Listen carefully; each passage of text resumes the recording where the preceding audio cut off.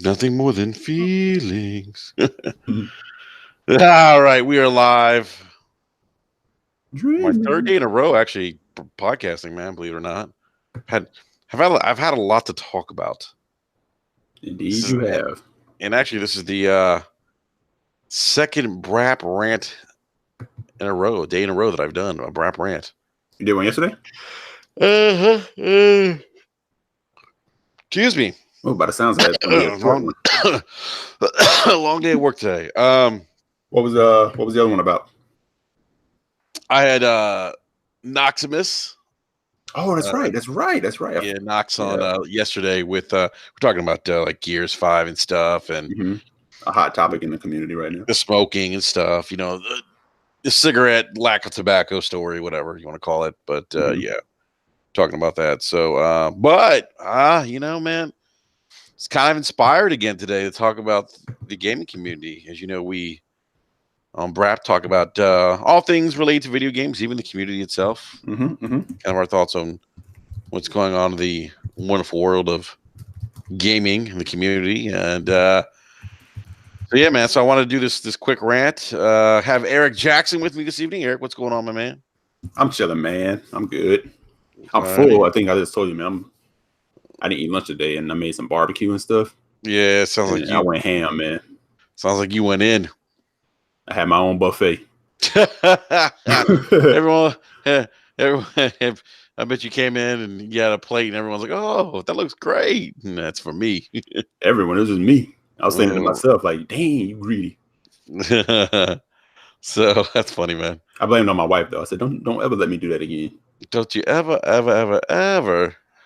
Yeah, it was good, man. But I think I'm paying for it right now. I'm feeling tight. No, I hear you, man. I hear you. I think when you hit a certain age, you just can't eat like that anymore. Nah, man, you definitely not like you used to, right? Yeah.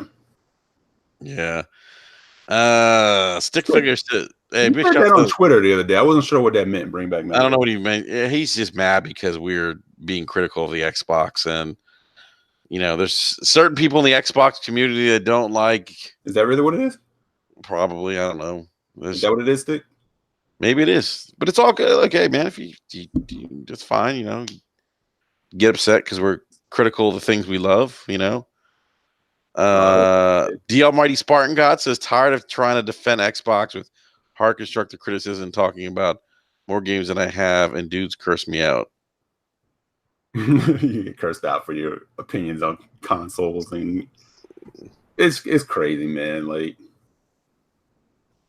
dude, it's been happening to me, man. People DM me and message me, say things like, "Oh, I don't know, like, you're just a pony now."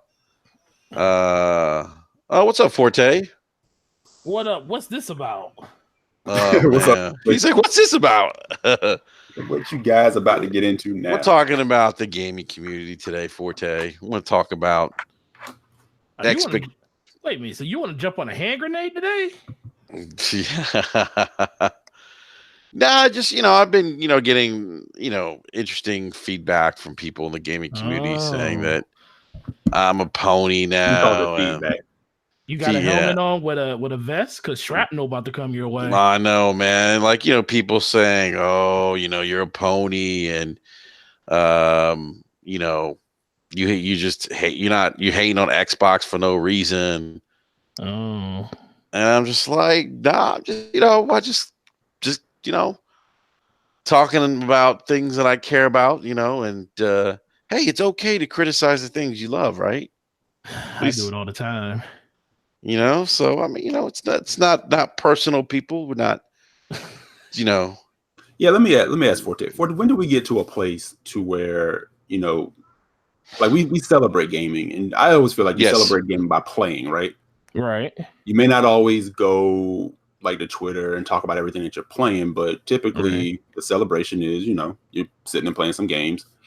And oftentimes, social media is something of a forum, right?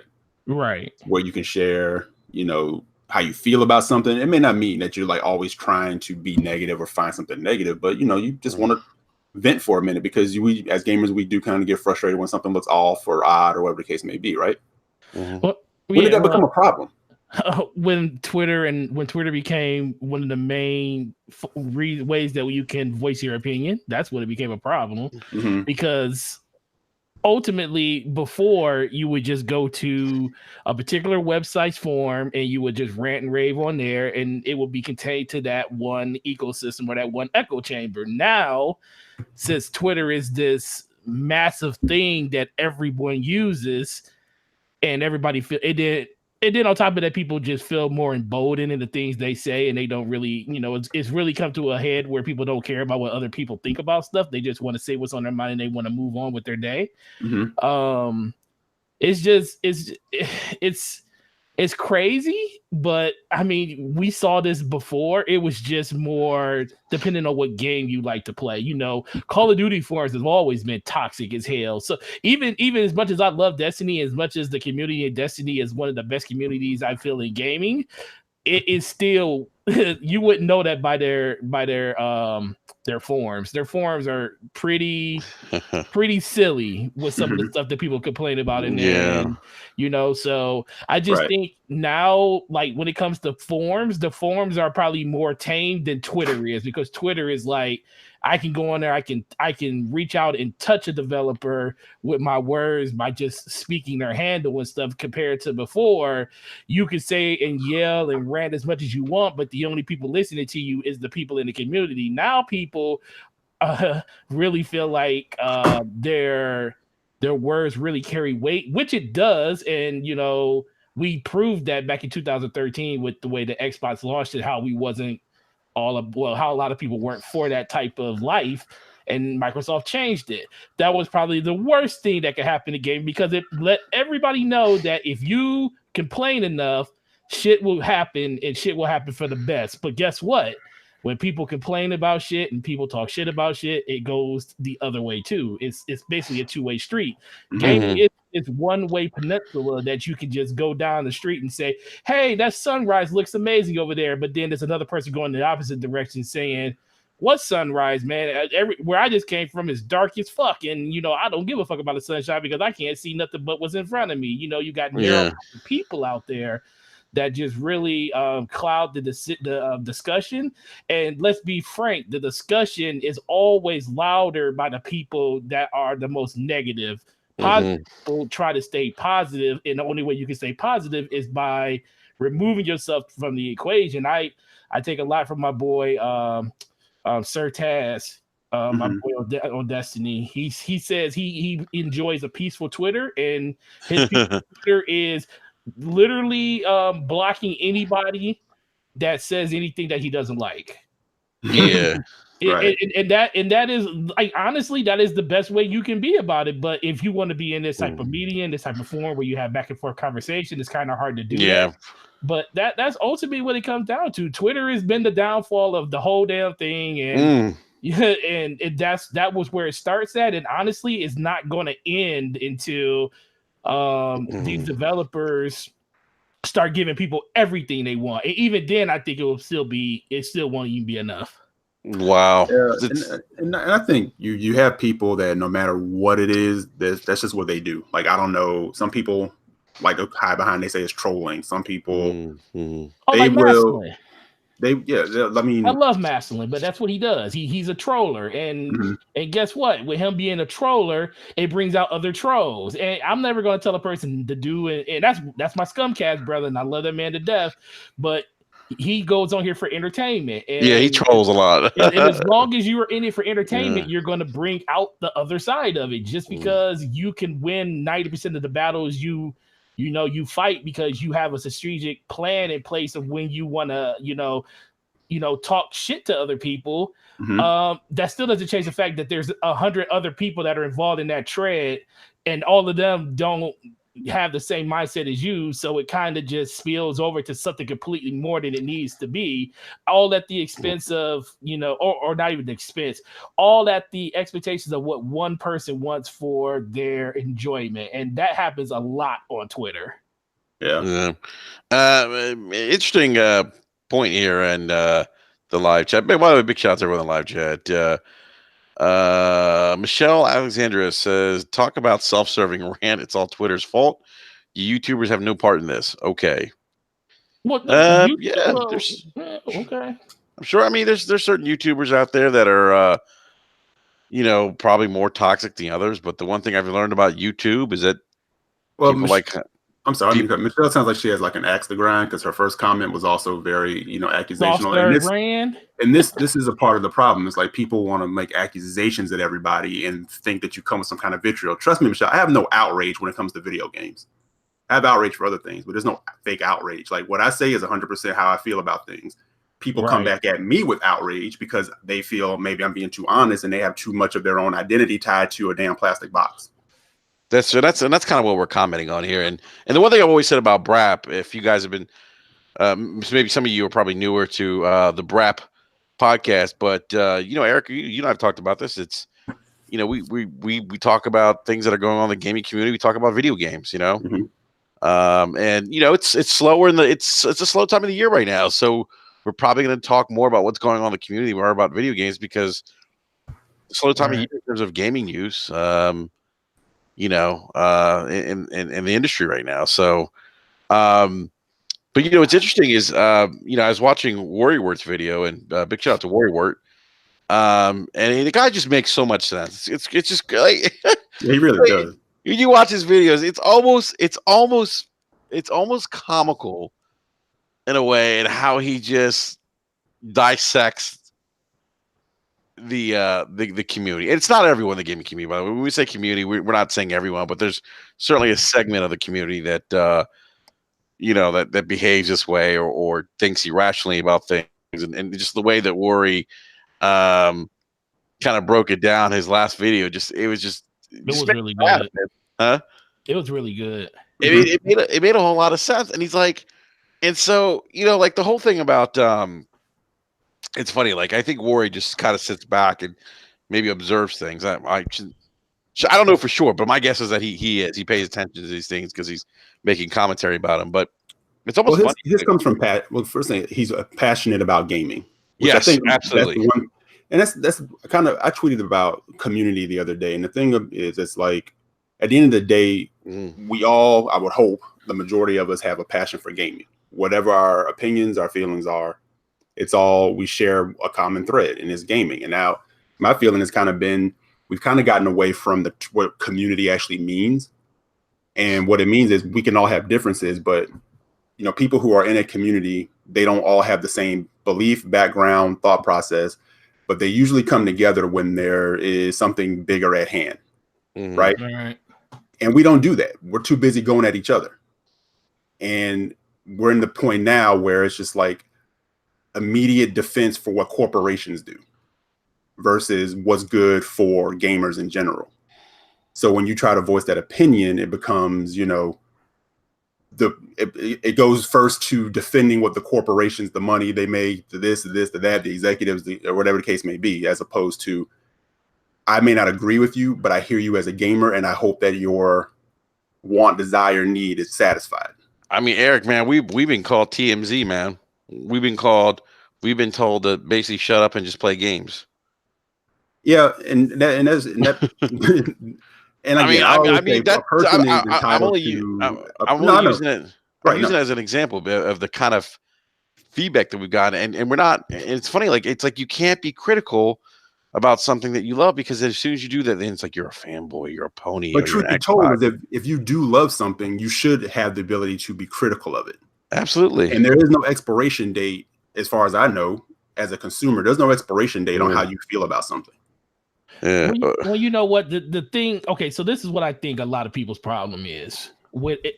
And it's I kind of have the same problem with some people in the community. No names be named or anything, but the biggest thing that I see is you had some people out here, and some of this stuff's going to be recognizable to everybody when I say what it is, that literally championed the box to not even to a fault, but just because they loved everything about the system. They loved the games that came out in the system.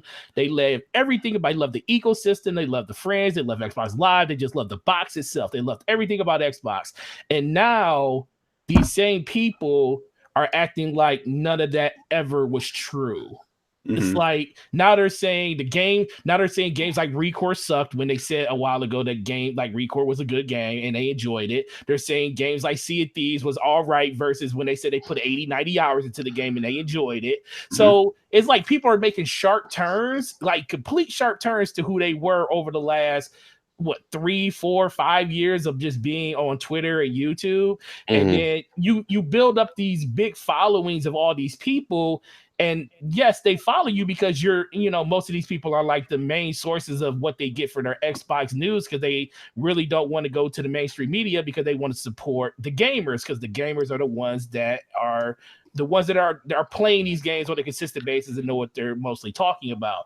And a lot of those people are a little hurt, and a little taken back, because now it's like, okay, they're telling me Xbox is done. They're doing this. They're putting stuff on Twitter and making it seem like Xbox is irrelevant and stuff. And that kind of grates on a lot of people. And me personally, it doesn't bother me, but it annoys me a lot, because I listen to these people and I'm like, even though I may not listen to your podcast or I may not listen to your videos on a consistent basis, I know what your videos were about, and they're singing such a completely different tune than they were selling before. And part of it comes off as, are you only doing this because Sony is going to be more of a predominant figure going forward, so you want to kind of focus and switch your channel over to that? And some people really believe that's the case, because look at people like MBG. He fucking did that with his channel. His channel's blowing up on PlayStation because he made a strategic move to move away from Xbox a year ago, and look where his channel is now. And some of these people, trust me, people see other people and what they're doing, and that is not a worry, but I know that agitates people a lot, and it comes off as ingenuine and shit. And like, who do you really listen to in the community? Are you in it for the views? Are you in it to actually be community? Because you got people out here that have communities that they built on the backs of the Xbox fan base, and they subscribe to their Patreons and stuff and give them money and support them, and only because they love the things that they love. But if they're going to completely turn their backs on them and say, oh, what you love I don't love anymore, and you said you were ride or die with this platform as long as you have been, then what are these people supposed to expect? What are they supposed to expect in the end? Yeah, and that's true. Now, like, we can definitely break this down into like segments of, YouTube versus people who just kind of casually, not just say casually, but who are more the consumers of like this information, or whatever the case may be. Right. And I think in some of those cases, some of it is, chickens coming home to roost as well. Yeah. Because there were people who, I mean, Enrique will tell you, man, for like years, we were like, yo, like, how you rock with this person is, and they say this, or they do this, or they do this and do that, right? And people like never had a problem with it, as long as that person was saying what they wanted to hear. Yeah. And then the minute that thing changed, you're watching all this fallout on these different things. And you're just like, well, wait a minute. You didn't have a problem with what they were saying over here, but now it's like you do. And it's like, well, now they're starting to realize it, though. Right. And the funny thing is, I did this poll 2 days ago, or 3 days ago now, and there was 2 reasons I did this poll. Good poll, by the way. Yeah, thank you. The reason I did that poll, first reason was I wanted to get some semblance of normal gaming talk back in my Twitter feed, because what I kept hearing was Gears Award this or this and that, blah blah blah. Microsoft not marketing, like this is stuff I already know they're not doing, and I kind of don't want to just look at Twitter every day and see this. And I wanted to start something that was going to be gaming related. So I put out a poll and said, hey, your very first Xbox, why did you get it? What was the main reason of the purchase of that Xbox? And 385 people voted on that. And if you look at the percentage of how close those polls were, I wasn't shocked. It kind of confirmed a couple of things I already thought about the Xbox community. When people say that the Xbox community, they love it for a multitude of different reasons. Halo. They really do. I think when people say exclusives don't really matter to me as much on the Xbox platform. I think to an extent for a lot of people, it doesn't, because for me, yes, I got into the Xbox for Halo, and it was the reason I bought it. But the reason I stay on Xbox isn't for the exclusives. It's mostly because of the community, the echo chamber of people that I play with. That's why I'm willing to forgive Microsoft on a lot of stuff that they did. Now I'm not willing to forget. I'm still gonna be in that ecosystem. Even if I'm not on the Xbox, I'll still be on PC in that ecosystem, and that's not going anywhere. But looking at that poll, I was like, wow. Other than people just saying that I don't just go out and buy everything was literally 29, 30%. And that just lets me know where this whole community just sits as a whole. And that was really refreshing to see, because reading some of those comments, it reminded me of why I wanted to play games in the first place and the reason I bought systems in the first place, because it was like a very wide variety of different things people said, along with some of the same things that everybody else got into it, like Halo and Xbox Live and Friends and stuff. But it was just really refreshing to see something like that on Twitter versus what we were seeing before. Yeah, no, and that's a great point, man. I mean, it's interesting because I'm gonna go back to Warrior's video real quick. What's up, B Money? Yo, what's up, fellas? What's up, B? Oh, yeah, I did. I cut your point off on the whole word thing. You were going somewhere with that. Sorry about that. Yeah, no, just about that. It was okay, man. It's just funny. Like his video was interesting because it's something that I've talked about, that I've gotten heat for, where he was like, he showed a gameplay clip of was it Gears 4 in his last video, and he's like, and he said the same people that were jumping up and down excited about this video clip are the same ones that saying that we don't need to see the campaign. We don't need to see footage of the campaign. And it's funny because and he's true. It's like, the danger of, and I've always said this, I think there's fans and then there's fanboys. I would say that none of us on this panel are fanboys per se. I think if we're fanboys of just general the gaming industry, right? Right. No, I say there's fans of Xbox and then there's X stands. Yeah, I think exactly. I think it's look, I play on Xbox most of the time because of what you just said, Forte, because I have friends on live. Like I was on Destiny the other day, and Luca hopped in to like help me out with some stuff, and but I have friends on there that I've been friends with for like 18 years on Xbox Live. And it's funny, like people call me a pony. I'm like, yeah, well, I probably, game on Xbox probably 60% of the time and PlayStation 40% of the time. And only because, a lot of my friends are on Xbox Live, but I when he said that though, and this is why I was saying, the title of this rant, video gaming fans, where do you stand? It's interesting. Like it's not just Xbox fans, but this is everyone, guys. I mean, this is, oh, see, that's not right. I said, you mean Luca climbed in? Damn. Yeah, man, Luca. She's not even part of this podcast. And come on. You guys, Luca's everywhere, man. Luca's life. She's probably listening right now too. Hey, she's gonna come and lay the smackdown on you guys one day. But it's funny, like when he brought up that example, and I just use this example, it was funny because he's right, and he brought up the whole thing of all this, he's like, since when did marketing not become important? He's like, the people go to school, to become marketing majors, money spent, companies spend millions of dollars in marketing, and now all of a sudden it's not important. He's like, how much sense does that make? I'm paraphrasing. He didn't exactly say that word for word. I got you. That was his message. But it's amazing. Like, and I bring this because that to me, that's kind of dangerous to say those things because, one, I think it's a little, and I've always said fanboyism. I said this since day one. I started that I don't like fanboyism because I think it's anti-consumer, because it doesn't hold companies accountable, and it tells these companies that, if they're not meeting your expectations, that whatever they're doing is okay. And if they're not meeting your expectations, it's okay to voice those things. I mean, I don't think it's cool. I think if you're being constructive about it, then there's nothing wrong with it. Now, if you're going on saying, oh, PS4 is trash, and the DualShock controller, the thumbstick looks like big nipples, like that's just like, that's not constructive criticism, you know what I mean? That's just, you're just being an ass for the sake of being an ass. But I think if you're being constructive, like, and you and I have been constructive, Eric, and have been told basically to just be quiet, more or less. The thing is, like, you guys see like my Twitter, like I goof, I joke because it's all funny to me. Like it is what it is. Like I game everywhere, so it's all funny to me. There's nothing that you can literally say about a console that will make me lose my mind and get pissed off, right?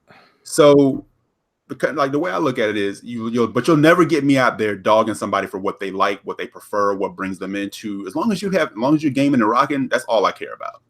Yeah, do what you're doing, right? But the problem is, and you guys might agree with this, is if I say something, or if someone even asks me something, I feel obligated to answer, right? If somebody who follows me took time out to say, hey, E, how do you feel about this? And I answer them, I'm gonna give them the honest answer. It may not rock with what you think, but the problem is, whatever answer I gave is honest. It's not dogging. It's not saying that you shouldn't feel a certain way, but why is it wrong for me to feel that way, right?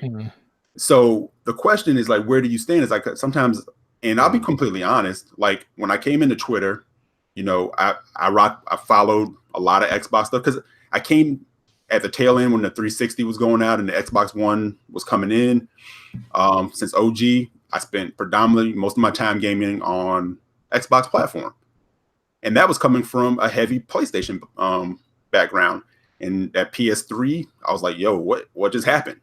So that's why for me, I came into Twitter. I was like, yo, Xbox literally had the game plan for what not to do, and they did it. And I was kind of like, what is going on? I feel like we're going through the whole thing again, right?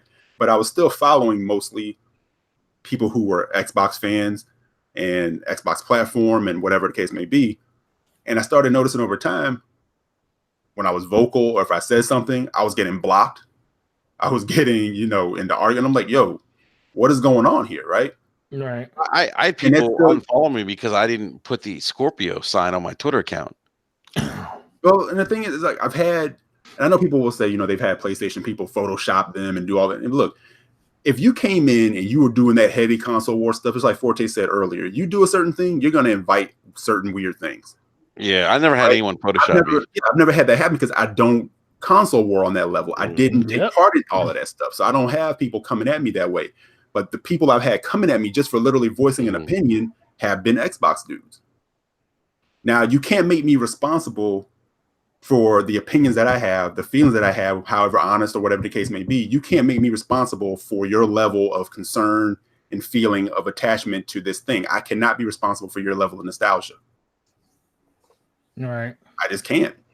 So that, so I just look at it like this, like, I'm not saying anything that I would say to hurt or whatever, or to be like disrespectful. And I don't know. And I kind of look at those kind of words too as really odd when people kind of play the whole we've been downtrodden role when it comes to a console. I'm like, no, that's just not, it's just opinions. And I don't understand, like, being honest, why opinions affect how somebody else feels on a level where they feel like they want you to be quiet. Yeah.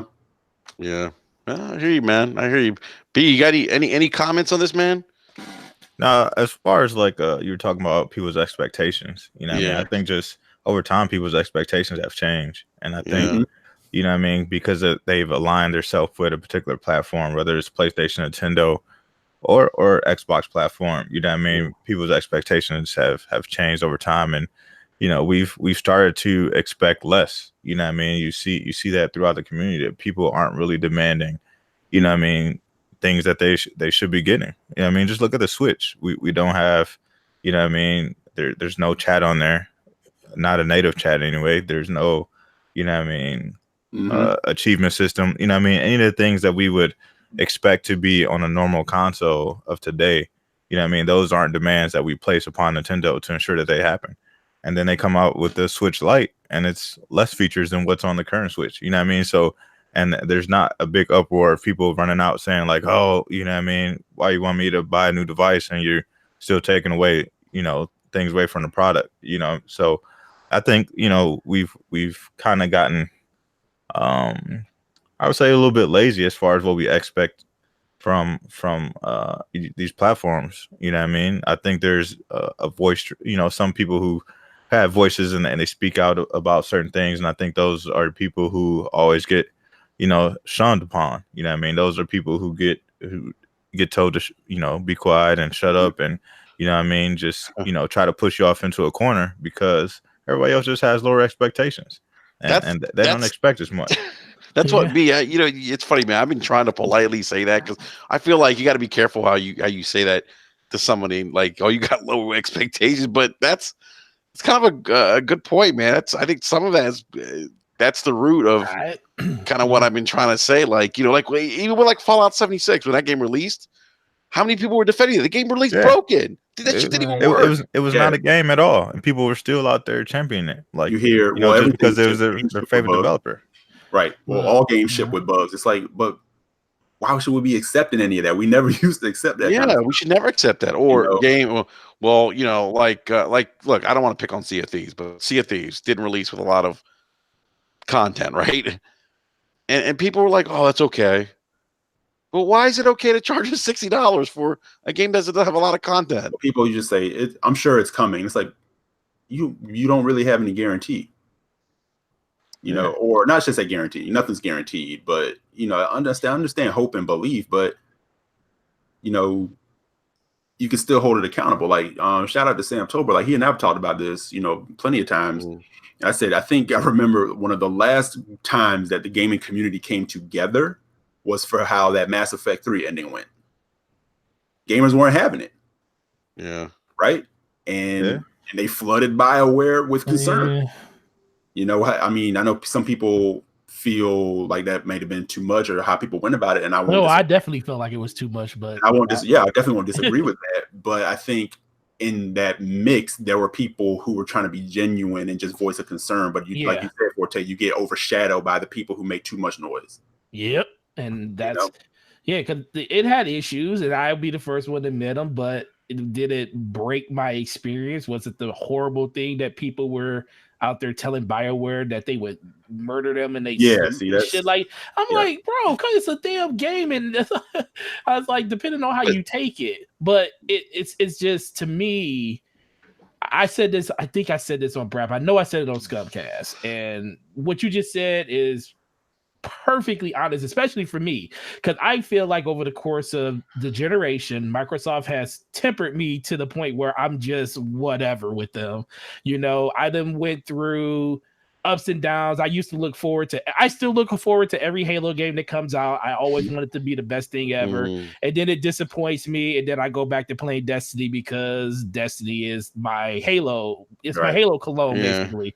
And I'm like, okay, so this next one, I'm hyped. I'm super excited for it.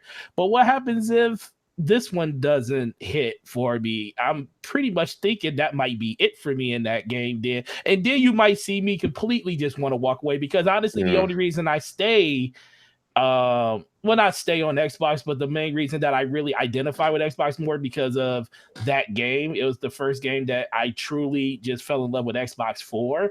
And then everything else just fell in line after that. But Microsoft hasn't been giving us what we wanted for a long time. Like in a video I said, I was like, this didn't just start in 2013. This started in 2009, 2010, when they stopped making games. When they stopped making first-party games and started concentrating on Connect, which was the worst freaking decision they ever made in their life, because people went out there and bought 10 million of them things, and Microsoft thought they had a gold mine on their hand. So like any other company would do, they doubled down on it. And when they double down on the casual market, hardcore gamers suffer. And that's what happened. And then on top of that, they were trying to ramp up production for the Xbox One. They wanted to have games out for it. So guess what? Gears of War Judgment, which happens to be the worst Gears of War of all of them, was the last first-party Major League AAA title we got for the 360. And then people say, oh, Xbox One launched with a bunch of great games. Did it really? It launched with games, but for a system that didn't have a game that launched between the year of 2009 and 2013, what we got was pretty bare bones if you go back and really look at it. And that's where I think Microsoft kind of got me to the point where I'm like, I'm only here for the ecosystem. I'm only here for Xbox Live. I like their controller more than PlayStation, so I'm going to stick with this system. I'm going to buy a PlayStation because God of War, and that is the main reason I always try to harp back. I have a PlayStation for one game, God of War, and that game delivered. And guess what? They already sold me a PS5, just like Enrique's been saying for the last few months. They already sold these systems to other people. Guess what? Because they gave us something that we wanted on the gaming front. Who cares about features and stuff in the system if the games aren't there to support it? You know, the ecosystem can only carry you so far. And that's all. And that's the downside to the whole argument that people keep saying about, well, Xbox wants to do this and Xbox wants to do that. Well, yeah, they want to do all these things, but where are the games at? Yeah, the games are coming. We know that, but what kind of games are we getting? We don't know what these games are going to be in the long term, but I know what Sony's going to give me in the long term, and that's why I'm going to go out and buy a PS5 day one, because I want to continue the stories that I had with them into the next generation until they prove me they can't do it anymore. But Forte, real quick, I want to say something because you just levied some criticism against Microsoft and the Xbox. But you still play Xbox, right? You still enjoy it, right? Every day. The last time I turned my PlayStation on was God of War. So this is my point. Like people when we say these things, it's funny. Like I see the comments in the comment section. We do these Brad videos. I get DMs, you know. But it's like it's an example of you can be critical of things you enjoy. And it's healthy to be critical. And that's kind of always been my point. I think you're critical. Like many of us are critical because we want to see a better product. You know. We want it to be the best product it can be because we've invested a lot of time and money in it, you know. And if you're investing, gaming's not cheap, man. I mean, how much you think we've? Oh, I don't want to. Just an Xbox is over $1,000. What, $1,500? That's just in hardware. We probably dropped in hardware thousands of dollars already. This console gen, right? Yeah, on software. I mean, we did put down payments on cars. I mean, B, what do you think, man? If you had to take a guess, man. I mean, in total, you know, if I include my kids' stuff, the stuff that I purchased with them, I spent about $1,800 in hardware and probably another $2,000, $3,000 in software. Jeez, yeah. I mean, early in the gen, I was buying like every game. Like, and that's a down payment on the car right there. Yeah. Just this generation alone, outside the stuff that I was given. Don't forget the TVs, B. Upgrade TVs. Upgrade a TV. I upgraded 2 TVs. So that was like $1,800 for those 2 TVs. But it was like just in stuff that I paid for myself, 3 Xboxes, 3 PlayStations, and 2 Wii U and 2 Switches. Just this generation alone in upgrades. And then on top of that, with all the games that especially for Switch, like Xbox and PlayStation, I didn't have to really worry that much about. But Nintendo don't give you nothing. But guess how many Nintendo Switch games I got? I got 39 Switch games, all at an average of $60 a piece. Jeez, man. And it's not slowing down because I got 7 more on pre-order that come out this year. So, you know, just because we are critical about one thing doesn't mean we still don't enjoy the things that we're talking about. Like Enrique just said, my Xbox is on at least 12 hours a day, every day, with me either watching something on it or playing games. And like I said, the last time my PlayStation was literally God of War 3.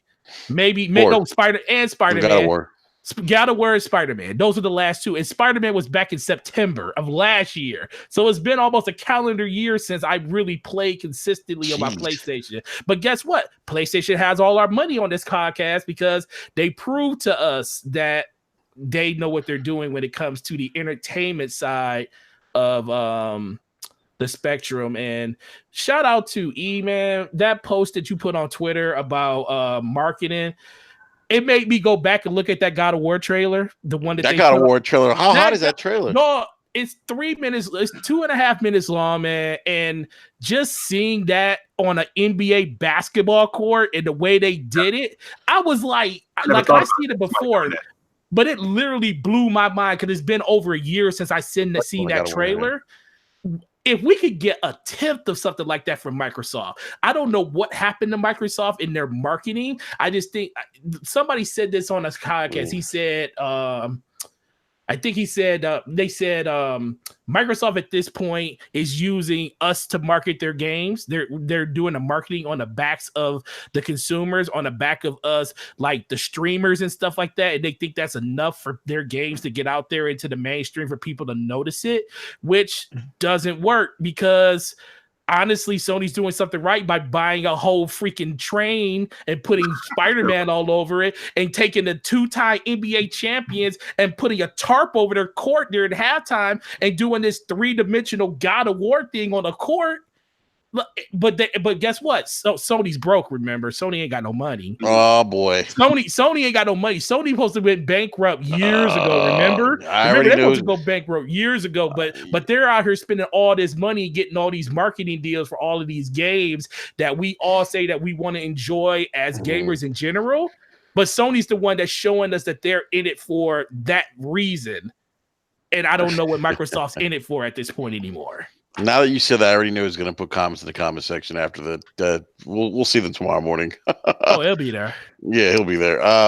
And that's the thing, man. Like, like people probably thinking again, oh, here they go again. They're harping on Xbox, case may be. But the fact of the matter is, we all have history like with Xbox, and we remember those days when, marketing was key or pushing a game was key, and they had Sony chasing them to replicate the games that they were doing. Mm-hmm. You remember they need a Halo killer. Killzone. Killzone was supposed to be the Halo killer, right? Killzone was supposed to be the Halo killer, and and the funny thing is, I was talking to Enrique about this earlier. I said, you try to talk about these things, and what do people say? Well, it don't matter because it's going to be in Game Pass. I got that for $1. You didn't really get it for $1, fam. You already bought into the system, the ecosystem or whatever. You just extended, and they did what they set out to do. They put $1 up there, and we all went, "That's a good deal. I'm already in it anyway. Okay. I might as well go ahead and jump into Ultimate." But that's not marketing. B, did you have commentary on Tech this past weekend on the marketing? Yeah, man. The marketing's been horrible, man. Yeah. I forgot. I remember you did say something on Tech. Was it in relation to Gears of War, or just the marketing in general?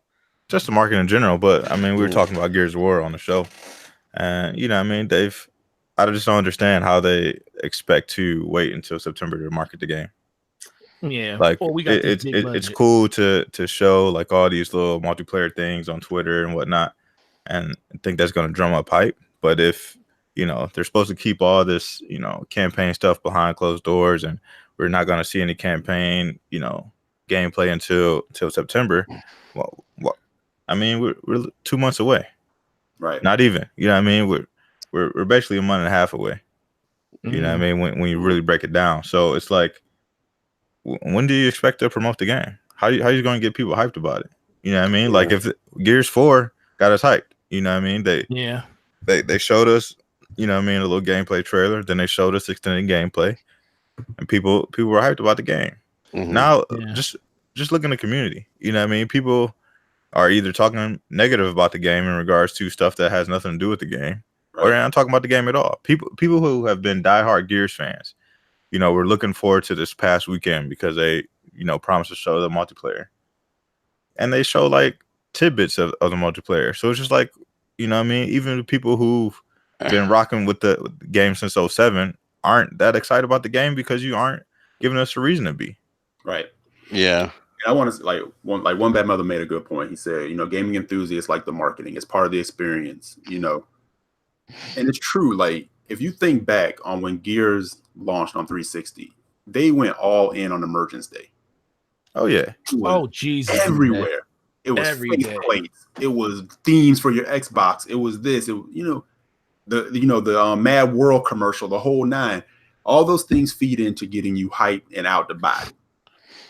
You know what I'm saying? Yeah. And I keep seeing, and the reason we're having kind of like this discussion is, it's not that, okay, well, why you guys so focused on all these different things? It's because, especially with all the games that are out to play right now, E. it's like the, why are you complaining? E? There's all these great games. I just thought of something. I wanted to ask you guys. You're not playing Bloodstain right now? Playing a lot of stuff right now. Yeah. Bloodstain's actually a really good game, by the way. It is a really good game. No, it's a great game. But no, go ahead, Forte. No, go ahead. I'll go after you. Oh no, but I was just gonna say, like, the thing that started getting on my nerves was, you see people saying, like, well, first it started off with, I'm not worried about Gears, right? The apologists or whatever. And then they say, well, why are you so worried about it? I'm pretty sure it's going to deliver. And I said, you know what? I'm not worried because, like Forte said, I'm kind of at a point where I'm just kind of numb. Yeah. I kind of have an expectation. So Gears 5, and I saw Salty caught a lot of flack for saying, like, he was done, not with Xbox. He was just like, I'm done. Like, if Gears 5, like, that's what I'm looking forward to. And if it doesn't deliver, like, he's almost saying, like, what do you expect me to say and do now? I mean, you got to throw your hands up in there. Right, that's your tentpole game. If it does not deliver, what else are you supposed to say? Right. And what Forte is saying is kind of true. People right now are just in it for the ecosystem, in most cases anyway. Yep. Like, you're there for the ecosystem. So I look at it like this. I'm not worried about Gears being good or bad. When do we get to the point where Microsoft should be worried about how we feel? And that's what I wanted to say right there. So I was just thinking about this. You know how everybody sits here and says they don't have to, well, Gears of War is in Game Pass. I'm going to get Gears of War in Game Pass. I'm not buying the Game Wars. But $1, but guess what? What if Microsoft's thinking the same thing? Why do we have to market something and put millions and millions of dollars behind marketing when everybody on our platform is going to see and play this game for themselves anyways, because they all have Xbox Game Pass, and for $1, they get to try the game for themselves. And guess what? The consumer will always spread word if a game is good, and people will buy the game or get Game Pass to play it on if other people say, man, this is an amazing game. I don't know why Microsoft didn't market this, but guess what? With Game Pass only being $1, everybody on Xbox Live pretty much is going to get a chance to play this game day one when it launches. So Microsoft might be looking at it like Game Pass is our marketing for this game, and the consumers are going to basically market this game for us after it comes out. What do y'all think about that? It's interesting. I think that's their direction anyway. Look at the past, 4 or 5 shows that they've done, whether it be Inside Xbox or E3 or the Gamescom thing, or when they did the show last year, like it's all been about Game Pass, and whether it's the new indie games hitting there or some big AAA game that's fresh off a release and is now entering Game Pass, that's their marketing right there, and that's why they continue to push it down our throat. And if that's the route that they want to go, I mean, that's cool, if they see dividends for it. But how many people we don't even know how many people are truly like real Xbox Game Pass members and not just $1. Did you just drop on the hype train because everybody knows that you paid $1 and now you got an extended version of Game Pass because you got Ultimate now, right? Or were you truly a Game Pass member just because you're down with the ecosystem? Like, once it runs out, are you going to continue to stay? Like, So I think Microsoft is playing a dangerous game with that. But I mean, I guess we got to see how it all plays out. Yeah, that's an interesting point. B, like like they talk like this $1 a month. It's not $1 a month. Well, but no, it is. Some people just it's like the third month in a row has been $1. Yeah, but for some people, they won't even renew it. Like they'll try. Like I think like OBJ Don says he'll get Game Pass for the $1, and then he won't re-up. Yeah, I mean, you get it for $1 after that. Well, I don't know. No, it's $1. No, it's $1. It's $1 every month until the promotion ends. Yeah. Right, but that's my whole point. Is like, or they keep saying, "Well, I'll wait for this game to come out because I'll play it for free in Game Pass." Game Pass ain't free. You pay to be in Game Pass. Right. So it's like twisting, narrative and stuff like that. And most people. And I hate saying Microsoft's smart in this regard because I wish they did more marketing, but this is the smart side of Microsoft of what they're doing. Most people, when they signed up for Xbox Game Pass, they had a number. They knew, of all the people that's on Xbox Live, how many people had like a year subscription or a year and a half subscription, or how many people had Game Pass and Xbox Live? And are we going to just not give you the higher denominator? We're going to combine them both together and give them to you all together. So like for me, I had 8 months of Game Pass left and 2 years of Xbox Live left, and they literally gave me 32 months worth.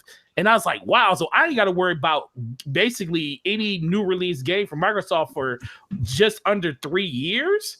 And they're looking at that, like, that's 3 years of us being able to put a game in front of you that you can help sell to other people by word of mouth alone. And honestly, it's ingenious. Like, but the biggest thing is, like, everybody's been saying, they're playing a real dangerous game there, because yes, you got those hardcore people to get the Game Pass because they already were invested in the ecosystem. But how many of those newer people that only signed up for $1 are you going to keep? Mm-hmm. That's the downfall right there. Like you said, you locked in for 3 years, so no matter what comes out, you there. I'm there. You know what I mean? Everybody else that I've been seeing, or just how most subscription works, you pick and choose. Just like a bunch of people ran on Netflix when Stranger Things came out. Right. You know what I mean? Like, everybody doesn't keep their subscription for the entire year and just watch whatever comes on. You know what I mean? Some people pick and choose. Just like when, when 50 Cent show comes back on Stars, everybody's gonna run back, and that's why that's why Power, when Power comes back, you know what I mean, that's why he was able to sign that deal with Stars, because he brought in so many people who only came to watch his show. Stars is garbage. Yeah, like I canceled it as soon as that show was over. Yeah, nobody goes to Stars to watch everything else is on there, but they know Power was the draw. You know what I mean? So that's how I kind of look at this whole Game Pass thing. It's like, there's some great games in there. You get 200 games. A lot of stuff like I either played already or I'm not really interested in playing anyway. But you know what I mean? Gears is there. Like, oh, that's a draw. I'll check that out. And for everybody else, there's gonna be different games that draw you in. Maybe Gears isn't the one that draws you in. So you look down the road. It's like, okay, well, what else is coming? Battletoads, we know is coming. You know what I mean? We know that Ori's coming eventually. Bleeding Edge doesn't have a release date, but it's coming in 2020. You know what I mean? It's like, okay, well, what am I looking forward to? Why should I continue to subscribe? That's the dangerous game I think they're playing. Yeah. Those are some very interesting points. I mean, we think about, like those subscription-based services like Netflix. You guys mentioned Stars. I mean, that's a great point. I mean, that they're kind of rolling the dice there. Let's hope people don't forget to cancel their subscriptions. I mean, that's really what it is. And then, that's what they're banking on. Well, that's kind of what, like most of these like subscription-based things, they just kind of hope like you set it and forget it, like a gym membership. Like a gym membership. So I mean, that's the hustle of the gym, that industry, man. A lot of people, like Planet Fitness. Oh, come in, well, $10 a month, right? Yeah. How many people sign up, go, and then continue to pay? Yeah.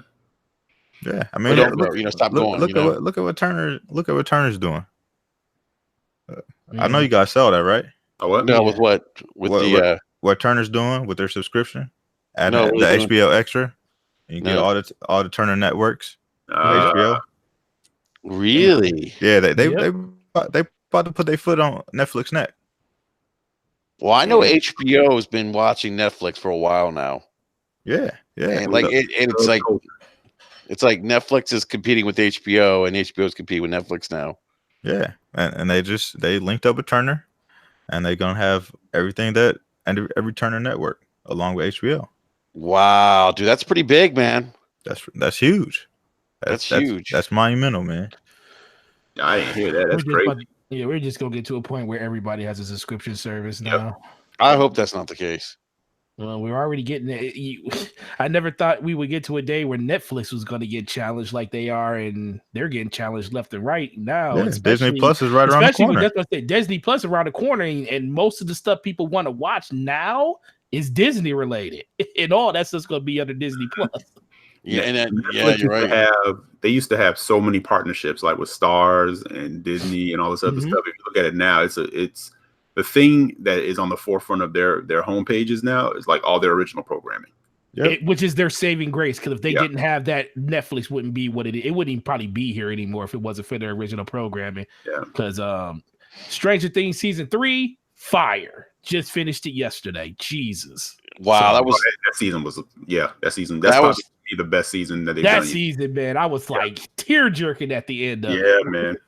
Yeah, I got a little choked up. That you know what though? I'm not gonna lie though, that show scares me a little bit. Really? Oh my God. You scared of Demogorgons and stuff like that? Hey, that third dimension shit and whatever it is. Scared of things that open up like piranha plants and stuff like that. Yeah, that upside down world. Nope. Rest in peace, Barb. No one cared about you till you were.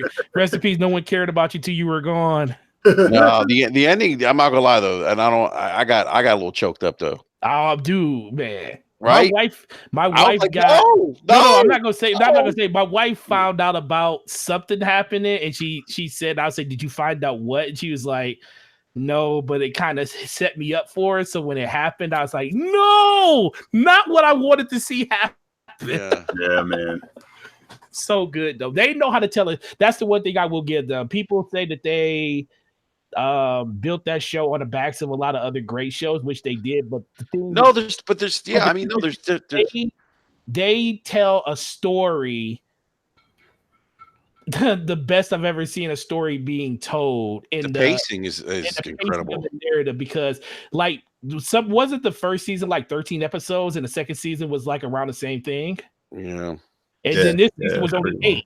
So they said we could do a longer season, but I believe the pacing in this season, hands down, one of the best pacings of any show I've seen in probably the last 10, 15 years. I think that's what made it stronger. I think that's what made it a stronger season for it. Yep, exactly. Yeah. I do too. It didn't waste your time at any point. No, it didn't. Nope. It just hit you in the nuts at the end of every damn episode. The pacing was perfect. The ability for them to go. I think the great thing about that show is it goes from like parts of the show that are like funny, and very lighthearted to, oh my God, you're at the edge of your seat, Oh yeah, just the range of that last episode by itself with my God, like the laughing and cheerful parts, and the singing, man, all that stuff was like amazing, and then you got gut punched at the end. Yep. Yes, you did. The guy peeing in the elevator. I was like, this dude is sick.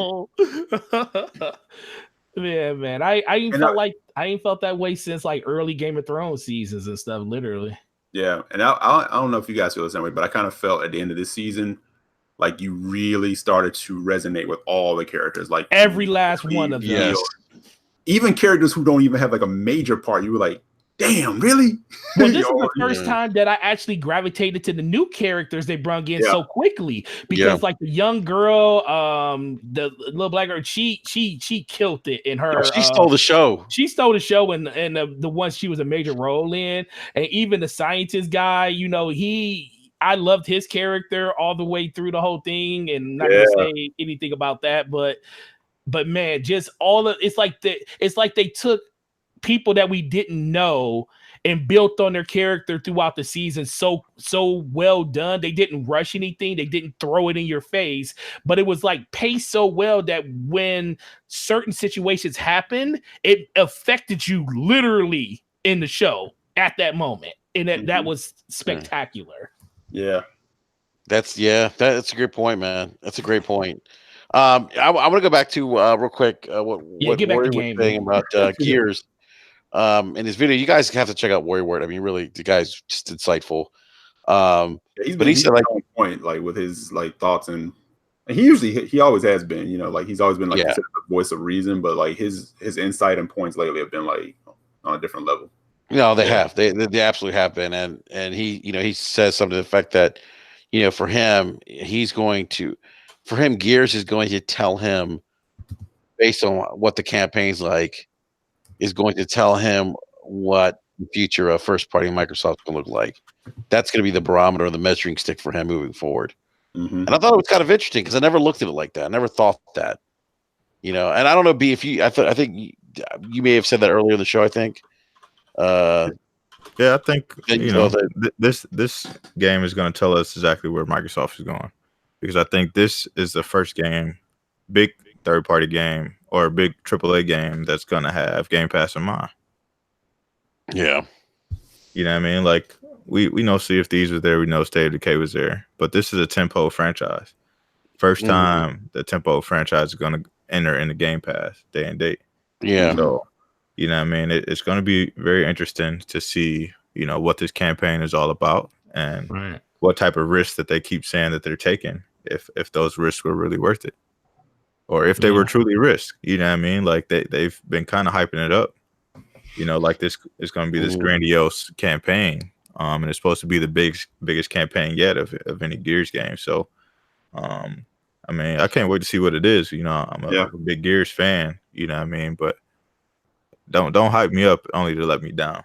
Well, I think. I'm sorry, go ahead. No, I was going to say, I just think when it comes to Gears, I'm not going to say Game Pass is going to live or die by it, but it's going to put a very big dent in Game Pass if Gears of War isn't critically, especially that campaign, critically acclaimed and loved, because the narrative is going to shift back to Microsoft isn't putting a lot of resources into their games because they're basically giving them away.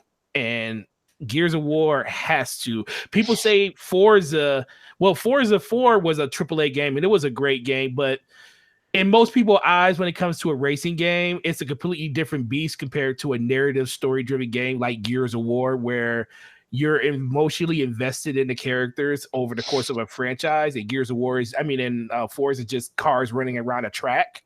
And that's a good thing. Forza is an amazing game, but it will never be on the level of a Gears of War or a Halo. So these games have to come out and they have to perform, because that narrative is just going to get stronger and louder and deeper for Game Pass if they don't, because people just won't trust Microsoft when it comes to those games anymore if this doesn't do well.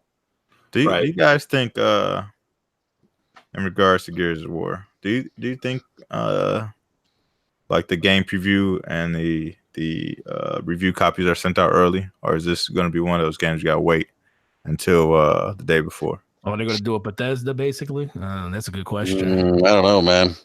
I'm going to try. I'm going to try to get a review copy. What did Crackdown? Everybody got early reviews of Crackdown, didn't they? Yeah, Crackdown was easy to get a review copy of, though. But they tried to bury that game.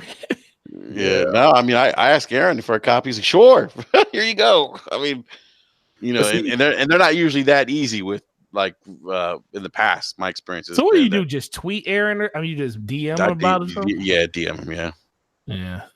So I'm gonna see if I can get a review copy of Gears ahead of time, but we'll see. We'll see if they. I don't know for sure, but I feel like if it's easy for me to get one, because I'm not a big YouTuber, right? I feel like if it's easy for me to get one, that's gonna probably give me a little bit of insight. Tell them that I work for. I should use my GameStop credentials. Say, hey, I'm a GameStop store manager. Plus, I have a YouTube channel. I want to promote this game before it comes out. You guys don't get we do. I'm getting a free copy of Gears, but I usually get it on the day of release. Oh, so you guys don't get it before, so you can talk about it. Sometimes I think the only I got it for Sunset. The last time I got one a week before was Sunset Overdrive, and that's because Sucker Punch gave out the codes for it, and not Microsoft themselves. And gotcha. So yeah, they had to give you they'll give you a code, then they'll give you an early access code to unlock that code, and that was the last time I was able to do something super early. But yeah, man, I definitely want to jump in and see what that game's about and give some opinions on it, because that's kind of the only reason I don't, because I feel like the longer a game is out, you kind of want to enjoy the game for yourself and play it. But by the time you do that, everybody else put out a video talking about it, and I'm like, well, I really don't want to just contribute to this mess, because everybody pretty much knows everything about the game at this point. Right. So where do you guys think it'll land on Metacritic, and what score does it need to have for it to be deemed, an amazing game? 80 or higher. It's got to be 90 or 90 Metacritic to be considered back on track. I mean, not that Yeah, I mean, Gears 4 wasn't a bad game. Don't get me wrong. I mean, it did 84 Metacritic, and it's nothing to, it's not a bad meta by any chance, But I think if you look at previous Gears, they're probably in the 90s, right? Yeah. Yeah. Yeah. Microsoft needs a game, not a racing game, that hits in the 90s for their first party this generation. They don't have one yet. Yeah. Yeah. I agree. I think it's going to get an 84 meta again. You think 84? Yeah. Oh, okay. Man, that if it hits 84, I just, and I hate to say it, but we all talk about it like 84, 80s are like 70s in the past now. 80s are not deemed to be great scores by people anymore, and it might be a good game. Just like we say, Gears of War 4 was a good game. It could have been better. Microsoft needs something to just captivate people. Like I think they need something that hits in 92 or 93. That's what I think. They need. Well, you know why I say it needs that, because anything below in the mid to lower 80s is gonna get tagged immediately by the apologists with media bias. Yeah. Oh boy. Or it's gonna get. Yeah. I'm being dead that serious. Stupid argument again of me. Can we look? I keep telling people, man, it doesn't exist. OBJ Don says 80s are very good. You all tripping? we understand that they. We understand that 80s are good, which is saying what the consensus are. When a person sees a 80 on a game, they're looking at it like, what? That's trash. See, and I agree with J Street. He's like, with all the changes that they're doing, or at least like what Rod is saying that they're doing, this game better. It should be a 90. It should be. Or a little above a 90. I mean, just the breadth of content you're getting. You're getting a new game mode. You're getting multiplayer. You're getting you're still getting Horde, and you're getting a campaign. So just for $1. Just for and on top of that, just for $1.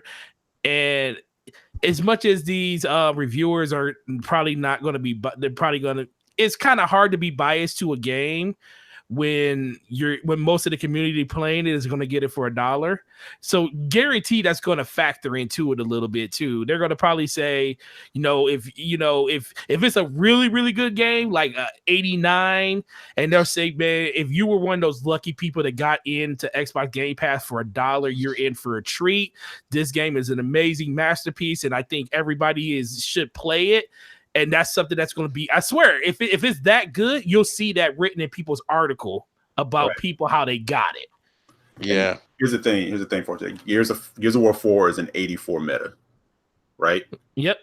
For now, for what Rod said, that we listened to the community, we heard your feedback. This is, and like BB says, is going to be the biggest Gears campaign that we've done. Gears 4 was like kind of like a safety net for us as we, kind of took over the franchise, blah, blah, blah, blah. You got to come in hot. You can't land at 84, 88, around 87, whatever the case may be. You got to hit 90. Well, that's what I said. Just on what you said, 5 points is I expect 5 more points just on what you said. That would get you to an 89. Right. And then just the story itself. If this story is as good as people are hoping it is, because they're not showing it to us, we need a 90. Just to go back to like God of War, can you imagine if we'd never seen a campaign for God of War up to that point, how pissed off people would have been for the changes they made to God of War if the first time they saw it was literally a week or 2 weeks or even a month before the game came out, and saw that it was behind the shoulder third person and not the classic view? Because Twitter was on fire for a good week and a half about that. But guess what? People looked at it, complained about it, but then they started seeing the good that could come from it, and then ultimately the game came out and it spoke for itself. So just because I don't want to hear like marketing can really hurt a game, because God of War got hurt just like every other game could get hurt just because they changed something in the beloved franchise. And it ended up being, honestly, game of the year, because it beat out Red Dead Redemption, which I didn't think it was going to do. Yeah, and they did what they needed to do to resurge energy into that franchise. Because I'll be honest, I'm a tremendous God of War fan, just like I'm a tremendous Gears fan, right? After Ascension, I was like, yo, I'm kind of done with this franchise because I feel like I've outgrown it. Yep. And I said, if the next one is exactly like this, I'm done. I'm not picking that up. And then when I started seeing the new stuff from like what they were showing, I was kind of like, oh, that's an interesting like perspective that they're taking with it. And then, like we said, it could have gone a couple of different ways, but what they ended up delivering, it felt like God of War, but it felt like the next level of what that game could be, or what the franchise. And it was the resurgence and the energy that franchise needed to bring in new fans. And I think that's kind of where we are with Gears. Like Gears 4 felt very safe. However you feel about that game, it's my least favorite in the franchise. It's not bad, but it's just more Gears. It didn't really do anything to surge. And I know people made the excuse, well, and Rod even said it was the safe game, right? And now I heard people say, like, I said, well, Gears 5 has to be that game that puts that energy in there. And now I got people saying, well, if you change it too much, then it's not really Gears. Yeah. But look how they changed God of War. That's right. You know? Yeah, and they still paid homage to the past of previous God of War games. They did. Right. I mean, there were certain things in that game that were kind of a throwback to, or not to, the older franchises or the older games. Yeah. You know, so they didn't move away from what made it, you know, it's visceral. It's, you know, like you said, there's that thing in there where you're like, it was very recognizable, you know? Right. You can combat. Some of those fight scenes were incredible, man. Yeah, you can update and change things and still have the DNA of what makes it great. You know? How great were those fight scenes? They're dope. Yeah, they were dope. You know? And another, like, pacing. The game had a great pace. Yeah, it did. It did. It really did. And it introduced another character like that would complement Kratos. Right. And that had never been done like that. And that's in that game. That was very risky. Right. But now you've done something too where you've brought new fans in, but now you have people speculating about where it could go. Like, what is Kratos' fate going to be? What's going to happen with Atreus? That's what you want. You want people talking. You want people talking, yeah. When people talk Gears now, they're like, it's either keep Marcus or kill Marcus. You know? You know, and then I mean, the one thing they kind of listened to is people were saying, you know, Kate was infinitely more interesting as a character, and it seems like they're going to try to grow on that. Yeah, but we'll see. You know. Yeah. What's up, gentlemen? Just give my brother Dale Hey, what's up, Slow-Mo? Hey, how's it going, guys? What's up, Slow-Mo? Yeah. Hey, guys, thanks for showing up. By the way, I just I just want to do a random rant, and I just threw the link in there just in case you guys want to hop on. Yeah, we just had a preemptive BRAP attack today. Yeah. So what's up, Slow-Mo? Nothing much, man. Just finally getting home. Oh my goodness, man. I'm a little exhausted, but I saw the link and I was like, hey, you know, I'm always up to talk some game. And so what's up? Someone's like, yeah, I want to talk some game. Slow-Mo, you sound like you're about to make love, man. Hey, well, you know, there may be some of that going on white tonight, voice. so. Yeah, like he said there might be some of that going on tonight. You got that Quiet Storm R&B station voice going right now. Hello, this is Slow-Mo here at Love Talk Slow Jams. Oh my goodness! You what? Wow, Slow-Mo. That was "Can You Stand the Rain" by New Edition. Oh boy! Johnny Gill and Johnny. Oh man! We're gonna do a dedication right now to Teresa from Marquise. Teresa. The results from the doctor are in. It should be all good. Oh my goodness, man! You a fool, For those guys requesting R. Kelly, that's a big no. Yeah, we don't do no R. Kelly up in here. No underage girls. Everyone is.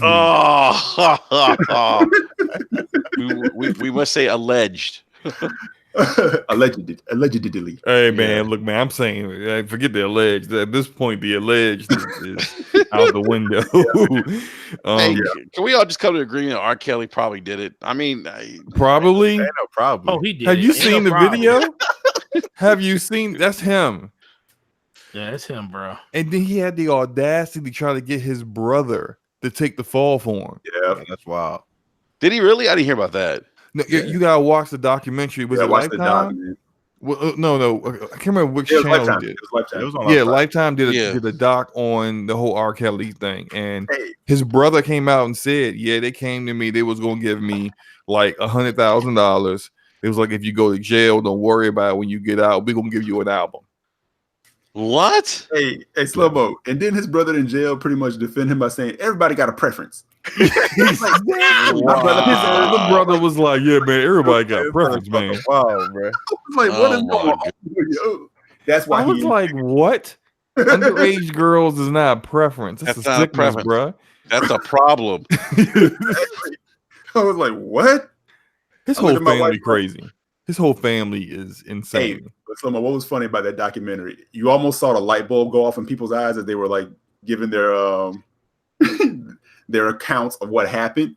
Like his manager almost went like, you can see like the light came on in his face, like, oh shit, I was complacent in this. Wait. Am I going to jail? Like, exactly. Dude was like, yeah, man, we used to wait a minute. I'm about to incriminate myself. We used to go to the one of them said we used to go to the mall, round up girls. Yeah. He said the whole crew used to do it. They used to go to the mall, they used to round up girls. They used to like basically like when parents would show up looking for their kids, they would give them the run around and whatnot, saying they ain't know where Kelly was when he was like in the back room smashing their daughter or something. I should have known. I should have known when he put out that song. Well, that song goes, seems like you're ready. Bruh, all his songs. Yeah, if you look at it in the context of a child molester, listen to his music. All of it is about having sex with underage girls. My mind's telling me no. His manager signed the marriage record. His manager falsified the record. Yeah. When he married Aaliyah, his manager falsified her. They got a false birth certificate for her showing that she was 18 when she was really 15 or 14. I can't. Man, we just went another rabbit hole. Man, he just went into the. I don't know how we got the R. Kelly, because you came in slowly like, hey, what's up, everyone? You came in with that R. Kelly don't talk like that. Yeah, someone was like, I'm tired. Look, I ain't trying to be associated with R. Kelly. I don't want people thinking, when Slow-Mo show up on the podcast, they start thinking about like, it seems like she's ready. Starts going through their head like, no, trying to get a YouTube channel I don't started. see nothing wrong. You might as well just change your name, your YouTube name to Bump and Grind. Man, don't put that curse on me. Wait. Change it to Slap Butts and Slaps. Oh my gosh. Y'all are too much, man. I told you when I looked at that Aaliyah cover, you just lost he's in the background faded out. I was like, yo, he was creeping. Even then, right. Yeah. He had to be in the album cover. It's crazy. That's weird, man. That documentary was crazy, man. I was like, what? I don't know how we got into R. Kelly. All right, let's go back. Hey guys, I want to talk about a game real quick that I feel like not a lot of people are talking about. I don't know if you guys have played this. Have you guys played Bloodstain? Yes. Ritual of the Night? Yes. How amazing is that game? It's everything I wanted from a Metroid style Vania game. It just reeks of Castlevania. Good. That game is an FU Konami game. It is. Yes, I was literally a FU Konami game. You ain't lying. Yo, they got David Hayter in there sounding exactly like Snake. Yep. They're like, Konami, whatever. Peace out. Yeah, peace out. Yeah, I'm telling you, man, like that Bloodstain is just playing it, man. I'm like, this is everything I wanted in like a next gen Castlevania. Not that Switch version though. No, I got it I did not get it on the Switch. I got it on the Switch version. I got it on the X. The Switch version FPS is on a yo-yo. It just keeps going up and down. Oh, it is. Really? Yeah. Is it back? Can you guys really notice it? I think at certain points it's pretty noticeable that the dev said they were going to work hard on fixing it. So it's that noticeable that they've already come out and like, we gotta fix this. When you get into some of those more not graphical but more intense, more congested areas, man, it tanks. Wow. Really starts. Wow, it's not good, man. It dips like down into the teens. But guess what? Y'all love the Switch. 11 FPS. Yeah.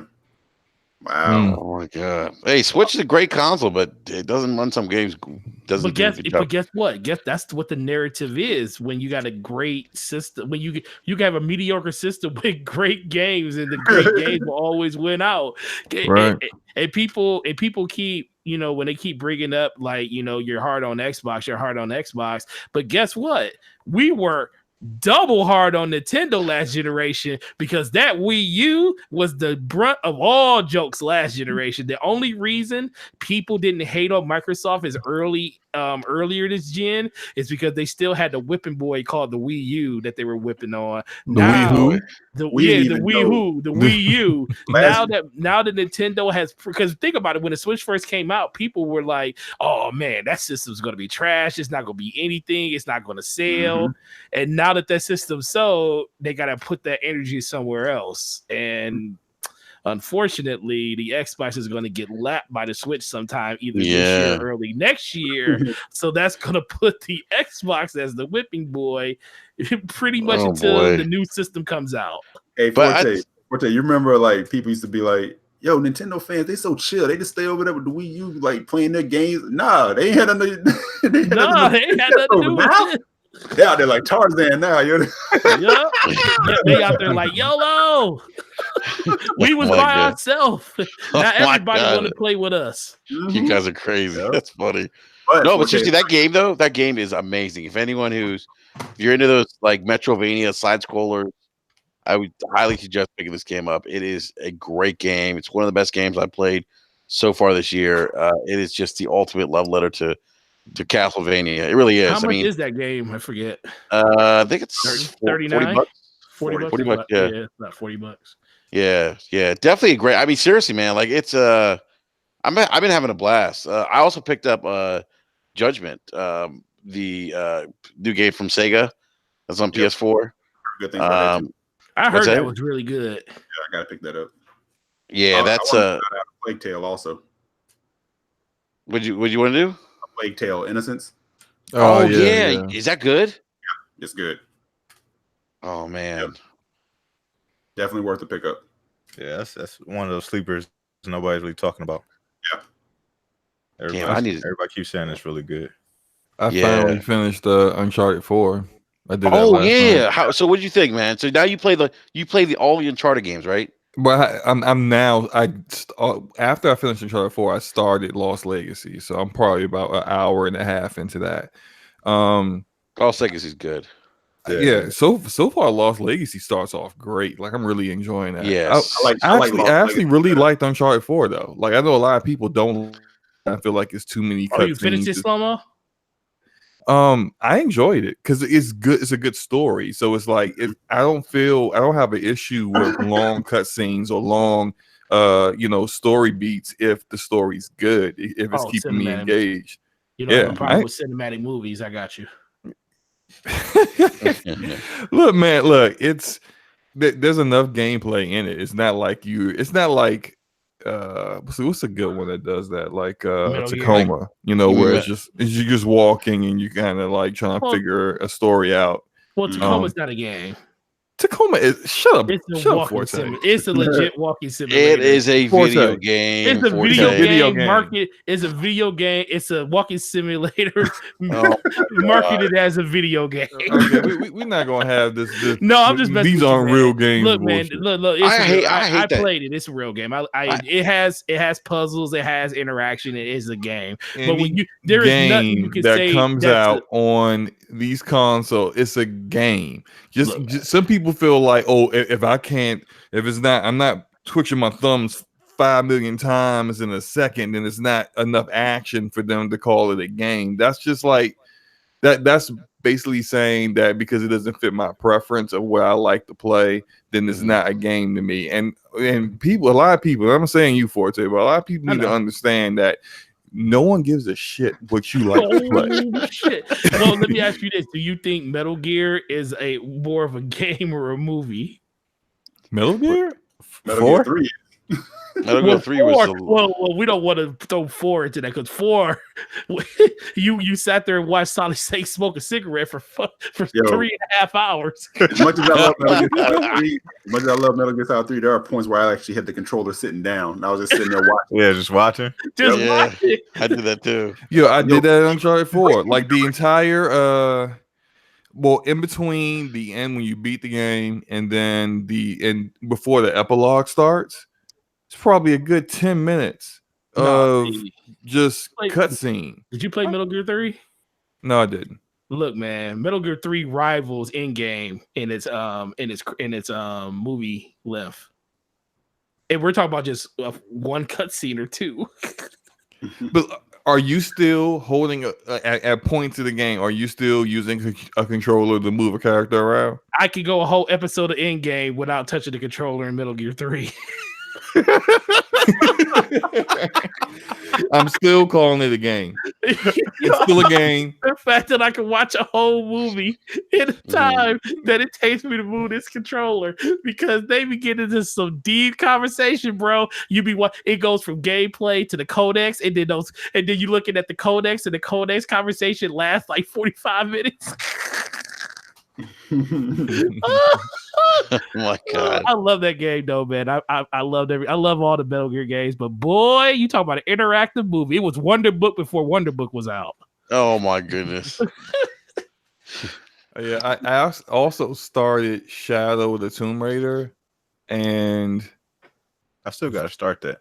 Yeah, me too. Yeah, so I got probably about so this is what I'm gonna do. This is what I'm gonna do now, because I was going to start. I had this idea as I was near the end of Uncharted 4, but it was like it's too late. I'm gonna play Shadow of the Tomb Raider and Lost Legacy at the same time. Basically, I'm gonna keep trading off back and forth between them just to kind of compare, because they're both very, very similar games with similar gameplay, and just kind of go back and forth and compare, how they play and what their strengths and weaknesses are. I honestly kind of feel like, as far as combat goes, I prefer the Tomb Raider games, but story, it doesn't even compare on story and characters. I was going to tell you, I actually like Lost Legacy better than Uncharted 4. I do too. I've heard people say that. I heard a lot of people say that. It's the story is more the story is more convincing. Yeah, I like the story a lot more. I didn't like the last boss battle though. Like the final Uncharted 4? For Lost Legacy. But you didn't like the boss battle in Uncharted 4 either, though. 4 either. With the sword fight with a Wraith? Yeah, that was to me that was there was one weak point in that game was in Uncharted 4 was the boss battle, and then I wasn't really a big fan of the final boss battle in Lost Legacy. I thought it was kind of weak. I don't like when your final boss fight introduces new gameplay mechanics that you go to the spirit realm in every game. It's just like, wait a minute. Now I'm in a fencing fight. Now I have to learn fencing. Like we haven't done this in the entire game. Like take Uncharted, I think it's 2, where you're fighting like the dude who's all hyped up on the whatever it is, but he's like basically it's like this huge area, and you gotta kind of like evade him as you're damaging him from a distance and keep running. That employ you using parts of the gameplay you've been using all game long. In Uncharted 4, it's just here's a sword. You got and use 2 buttons to defend yourself back and forth. It wasn't hard. It was just like, but this is stupid. Like I haven't even done this all game. Like why now? It's just that part I didn't like, but I really enjoyed the story though. I was gonna say it's like Quantum Break gave you all those powers, and then you used none of them for the final boss. In the final boss, right. Yeah, all those powers. You had to learn those powers throughout the game, right? To use them to fight the enemies, and then you're right. The last boss battle, it's like you got to run around the pool. You're running around the pool. That's it. Yeah, and avoid the big AOE attack that he does. Right. Yeah. You're like, I don't know where I'm supposed to go. I remember I was like, Eric, man, I keep dying. He's like, dude, run around the pool. So I started running around. That's how I beat the guy. I didn't know what at the time. I was like, just try not to get hit by the big orange light. Big orange light. Wherever the orange light is, go in the opposite direction. Yeah, go the opposite direction, and then when he's down, shoot him. I mean, it was the worst boss fight ever. I was just happy when it was over. When I saw the boss fight, I said, "God, let this be over quick." Yeah, that was a really annoying boss fight. Especially sometimes where it seemed like I would run into the bathroom area, to avoid the AOE attack, and then still get you. Yeah, I'm like, how? And it's down there. It is a one shot. Yeah, it is. It hits you. It's over. It's over. You're done. Now you gotta watch the whole cutscene again. That's worse. Yeah, you're right. That was terrible. You'll try. At least they added a skip button to it.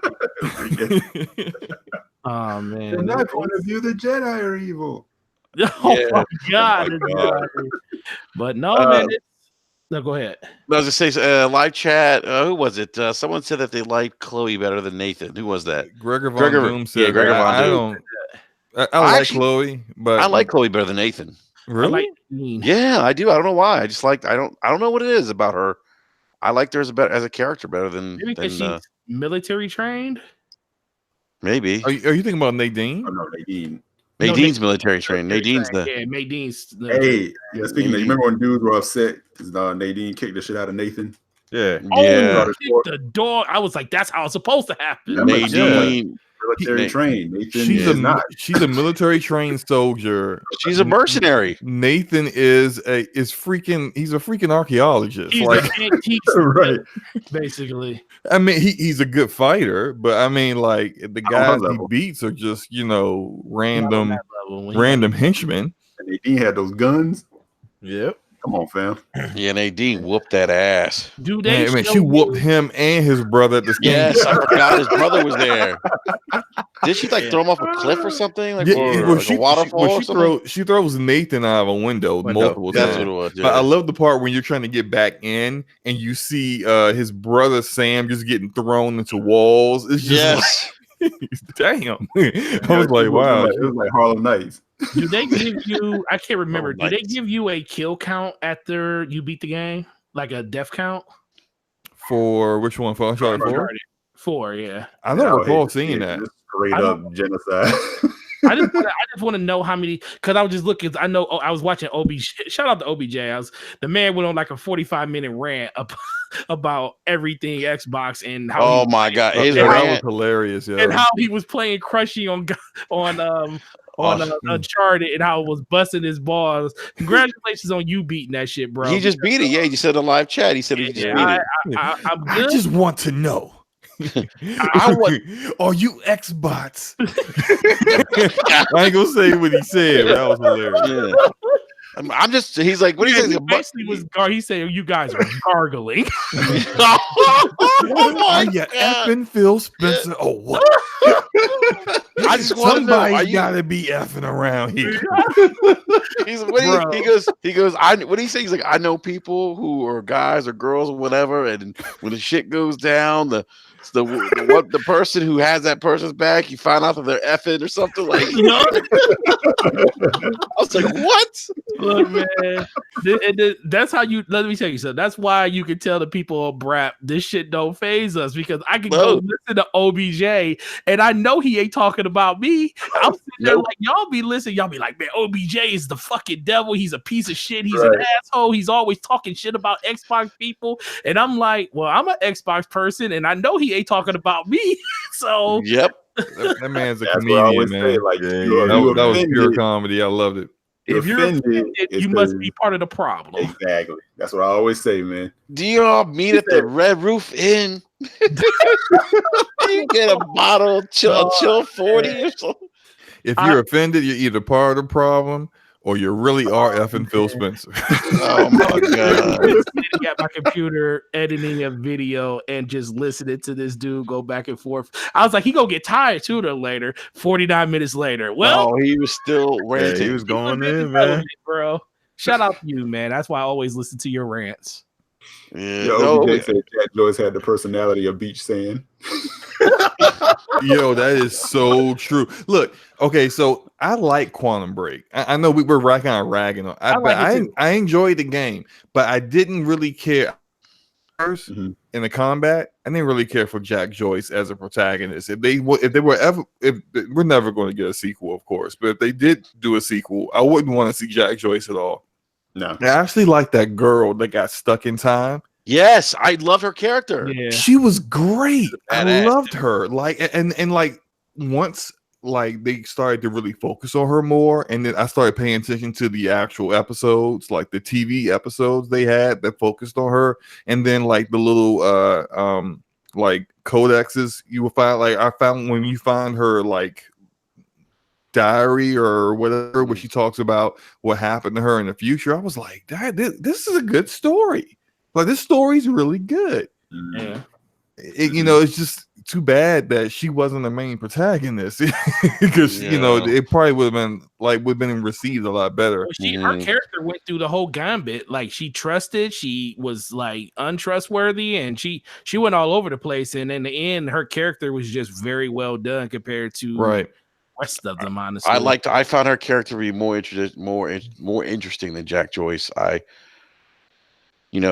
would actually welcome like playing as her, like maybe like a sequel. Yeah. If there ever is a sequel. Maybe that's why the protagonist in Control looks so much like her. Because people saw maybe they saw the feedback that people liked her character but didn't really care for Jack Joyce. I don't really think it's any shade towards the actor that did the acting and mocap for that or anything. Yeah. I think it's just the way the story was made. Jack Joyce just didn't really have any control over anything. Everything is always, hey, this has already happened. So you just got to do this. You just got to go here because someone told you to go there because this is what you got to do to get to this point. It's just like, even though they gave you choices and, from like, or are you going to, go after this guy or stop this person? Like you had choices and it would change the episodes. Ultimately, you didn't really have any control over anything. The end result was always going to be the end result. So it's almost kind of like Telltale games where they give you that illusion of choice, but it's not really a choice. It's not really a choice, yeah. What No. do you think about Peter Blessing's character? How his portrayal was in Quantum Break? Is that the antagonist? Yeah. I thought his performance was great. He was good. I thought he was really good. I mean, he was honestly, we would gotten like an opportunity at like DLC or something like that. Yeah, I mean, even what's his name? Lance? What's his name? From The Wire. Yeah, he was good too. Finding out who he really is. Did you guys find out who he really was? I didn't watch. I don't remember too far into it. Yeah, I don't remember. So when you get to the part near the end where you're going through the company's building and like everyone's dead and like their bodies are frozen, and you run into him and then he's like, you can't really kill him. Like you kind of find out that he is a kind of like a time traveler. Oh yeah, he's like a time traveler. Yeah, but he's like one of the people who were one of the beings that the girl is trying to evade at the end of time in the future. Like, he's trying to make sure that future comes to pass. So that's his whole role to be there in the first place. When I found out, I was like, oh, okay, a little bit. I forgot about that.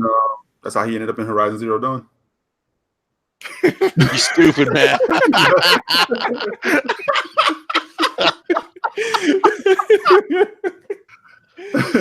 Yo, wow, man. You're funny, man.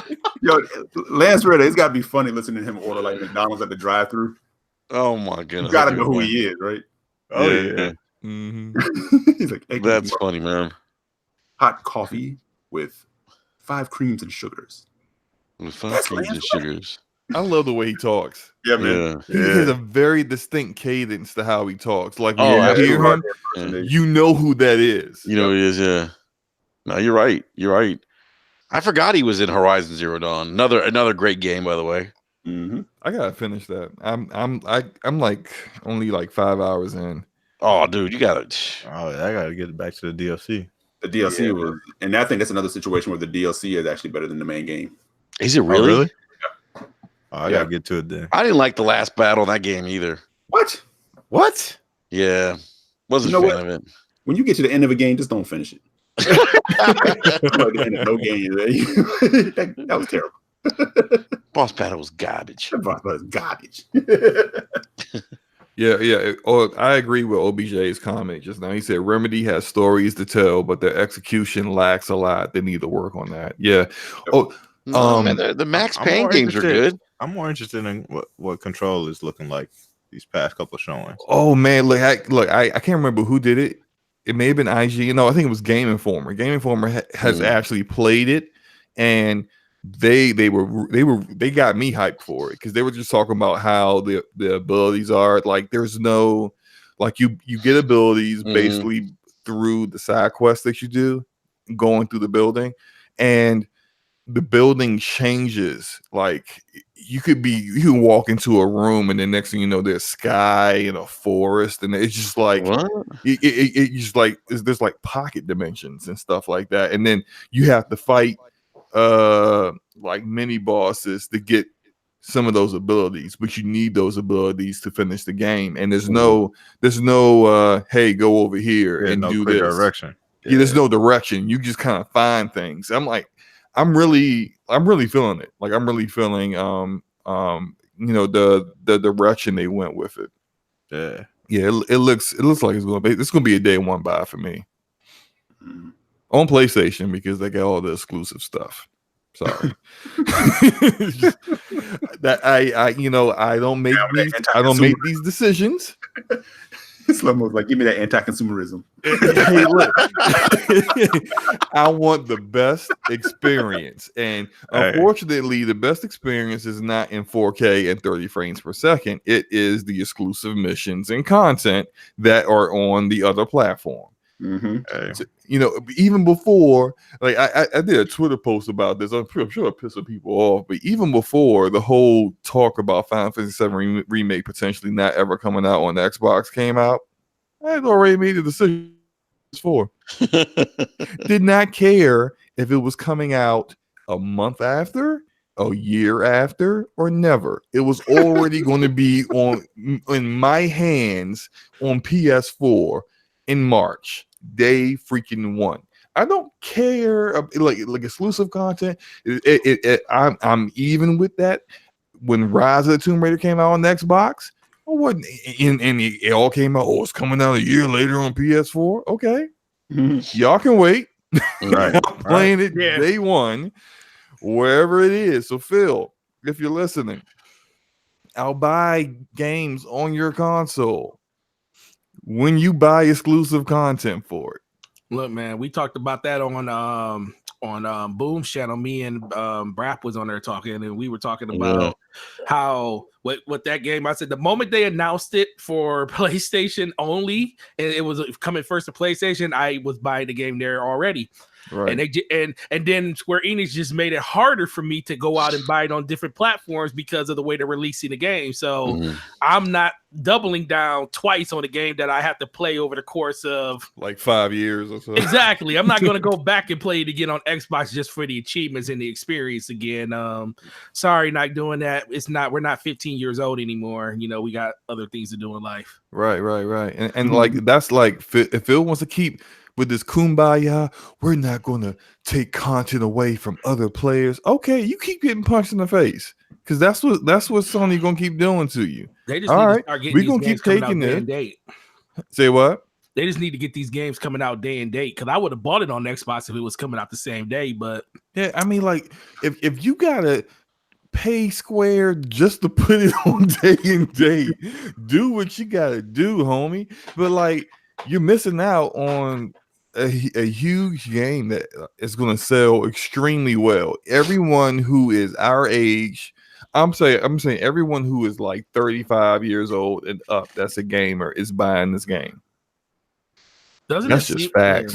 Doesn't it just seem like every other system is getting more attention than just the Xbox itself?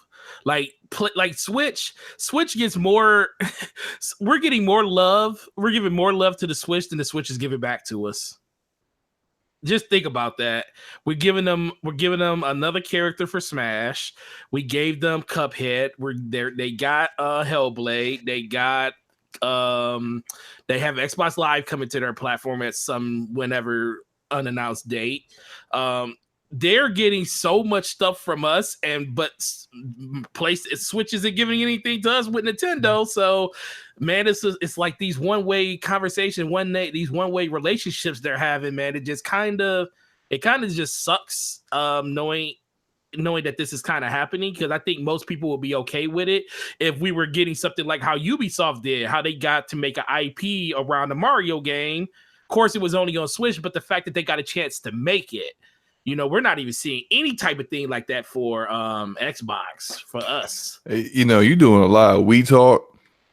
I don't care what. Oh, I don't care. No, I'm just talking for the people that do care about that. Because trust me, there's a lot of people that care about stuff like that, because we wouldn't be hearing all this noise on Twitter about it. How Microsoft is giving everything to other people and we're not getting stuff in return. So those people are a little upset about it. And if you sit back and think about it, Microsoft is pretty much just giving the house away and saying you could squat here for 4 years and you could literally live here then. Yeah, I mean, and this is why if you want to games, you need to go ahead and get yourself a Switch. Switch this summer. I'm gonna be playing starting this weekend. I'll probably be playing my Switch more than anything else once Marvel Ultimate Alliance 3 pops out. Yeah.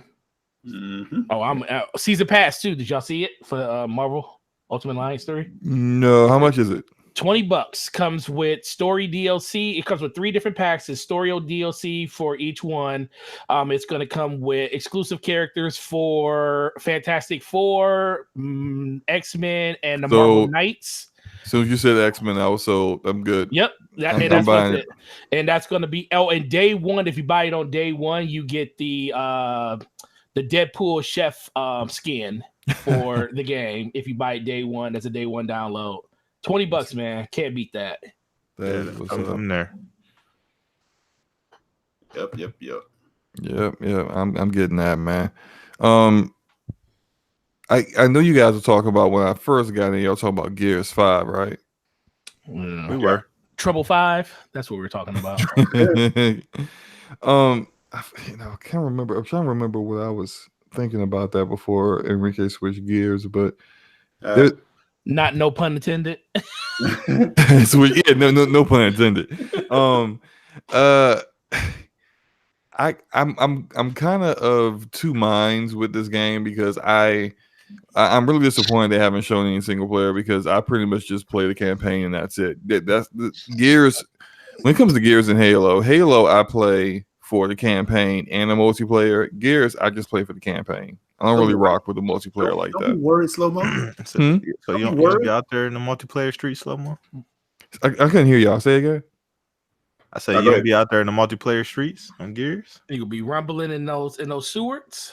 Nah, man. The whole roadieing and everything. Like I just never really cared like that. I guess I was more too accustomed to Halo's multiplayer.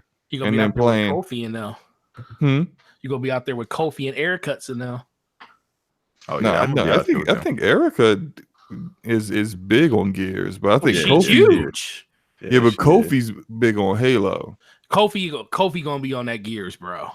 Yeah, they all gonna be on that Gears. Well, I'm gonna do what I always do with a Gears release. Me and my boys gonna get together. We gonna play through it, and I mean the sad thing that for all 3 Gears games, we played through them multiple times, but Gears 4 is the one that we just haven't finished, and we have just said look, we got to finish it this summer before the game come out, before Gears 5 come out, and it's just none of us really want to do it. We're just doing it so that we can be caught up for Gears 5. I want to be a substitution for one of your boys.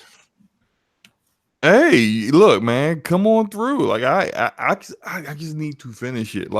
Two of my friends. You legit still haven't finished it?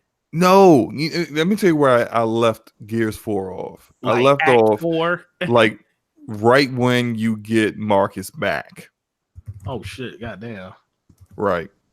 And every time I get to 2 times I've started the game over with two of my friends, and we get to that point, and you always say, "Yeah, man, yeah, I'm gonna get up with you tomorrow. We're gonna finish this off." And you just never do. Well, you heard it first on Brap. Slow-mo don't finish his games. That's funny. That is funny. I finished Uncharted 4 yesterday, but anyway, that game's old as hell, bro. Hey, it was the first time I played through it, so I don't think I think he didn't even play the series, right? Yeah, he played 1, 2, and 3. Yeah, I played those. Yeah, I played them back in the past, and I played through them again. But that was my first time playing 4. Exactly. You got burned out. Exactly. Hold it.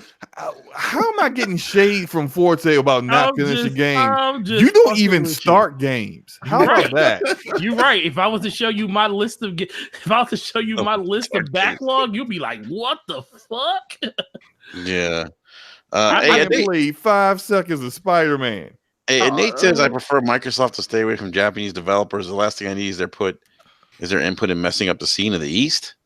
They don't do that anymore. They don't really give I don't see them doing that, man. Yeah, they don't give direction to their studios anymore. If they purchase a Japanese developer, that developer will be just doing their own thing with Microsoft money. If you don't believe me, look at everything that Obsidian, Ninja Theory, and In Exile have been saying. In Exile came out with another interview 3 days ago talking about how great Microsoft's been. Microsoft they're completely hands off and they trust us to do what we do. There's another interview with Game Informer. It was a roundtable discussion with a girl who's a narrative director from Obsidian, and she was there with a guy from Ready at Dawn, a guy from Remedy, and I can't remember where the other guy was from. Another guy from Larian Studios that does Divinity Original Sin, and they're making Baldur's Gate 3. She was in there talking about how working with Microsoft is excellent because we're still Obsidian. We're basically we're the same company with the same culture and values that we always had. They just give us the money to do what we need to do. We just put their flip side of it is that all of our games are only go where they want them to go. So that whole mindset about Microsoft being micromanaging and always like telling developers, so you're only going to do this, you're only going to do that. That's done. Like that's been done. I think they've gone too far in the opposite direction with that due to Innate's kind of attitude. J-Street says we give Xbox L, give Nintendo a pass with no power ass consoles, weak ass graphics, and tons of handhelds. Guess what? It's selling more than Xbox now. But you know what? They have games. I mean, it's all that matters. Yeah. Even if they're running at 480p, they got games. The games are fun. I mean, you can't if you got good games. It could be running substandard definition, and you're all set. And every developer that released a game on there, even if their game was running at 2280p, said that their game still did good. Oh man, Wolfenstein runs at 280p sometimes. That's crazy. Damn. Does it really? Yeah, it's like a Viewmaster. Like the fucking iWatch, the Apple Watch gets a higher resolution on a smaller screen. Oh my god. You get retinal display on an Apple Watch, but you get 280p on a Switch. You know what? Let's go ahead and get on Nintendo for a couple of things. You know what I was thinking about earlier? Oh God! No. Here we go. Earlier, I was thinking about, you know what? Like I was talking to one of my coworkers who's also a gamer. He was asking me how Warframe is on the Switch, and I said it's awful. And he's like, "Why is it awful?" I'm like, "It's awful because they changed the controls, and like the main button to do things is now, you know how like on Xbox and PlayStation it's the X and A button, but on the Switch it's like what would be the B or circle button, and it's just, for me, it's really like my muscle memory with Warframe doesn't allow me when I'm trying to do the parkour stuff. I need to hit the A button, but I'm hitting the wrong button, so I can't parkour. So it's just like I can't stand why they did that. And he's like, "Can you change the controls?" And I was like, "Oh, I don't know." I never even tried. So I'm thinking, let me go reinstall Warframe because I uninstalled it. Oh, with PlayStation and Xbox, I can remotely, through an app on my phone or my computer, reinstall games. back. Yep. Can't do that on my Switch, which was in the dock at home. I'm like, seriously? Come on, Slow-Mo. You know they still. It's 2019, man. Come on, you can't do some Slow-Mo. Basic stuff like Slow-Mo. They still living off Xbox Live in the 360 era, man. You know they didn't got that capability yet. Look, and then there's no mobile app. Here's another thing. So so now that I got trying to build my channel up now, my YouTube channel, and I'm going to do a Marvel Ultimate Alliance 3 impressions video once the game comes out. So I'm already trying to get my mind around how do I record footage, my gameplay footage on a Switch instead of how the very easy way of doing it on a PlayStation or Xbox. El Gato is the only or I could just do 30-minute clips. Not I said 30-second clips. No, over and over and over again. Who the what? Does anyone at Nintendo live in this decade? I'm just saying, do they come to work with Jerry curls and afros and bell bottoms and Adidas tracksuits? Are you in this decade?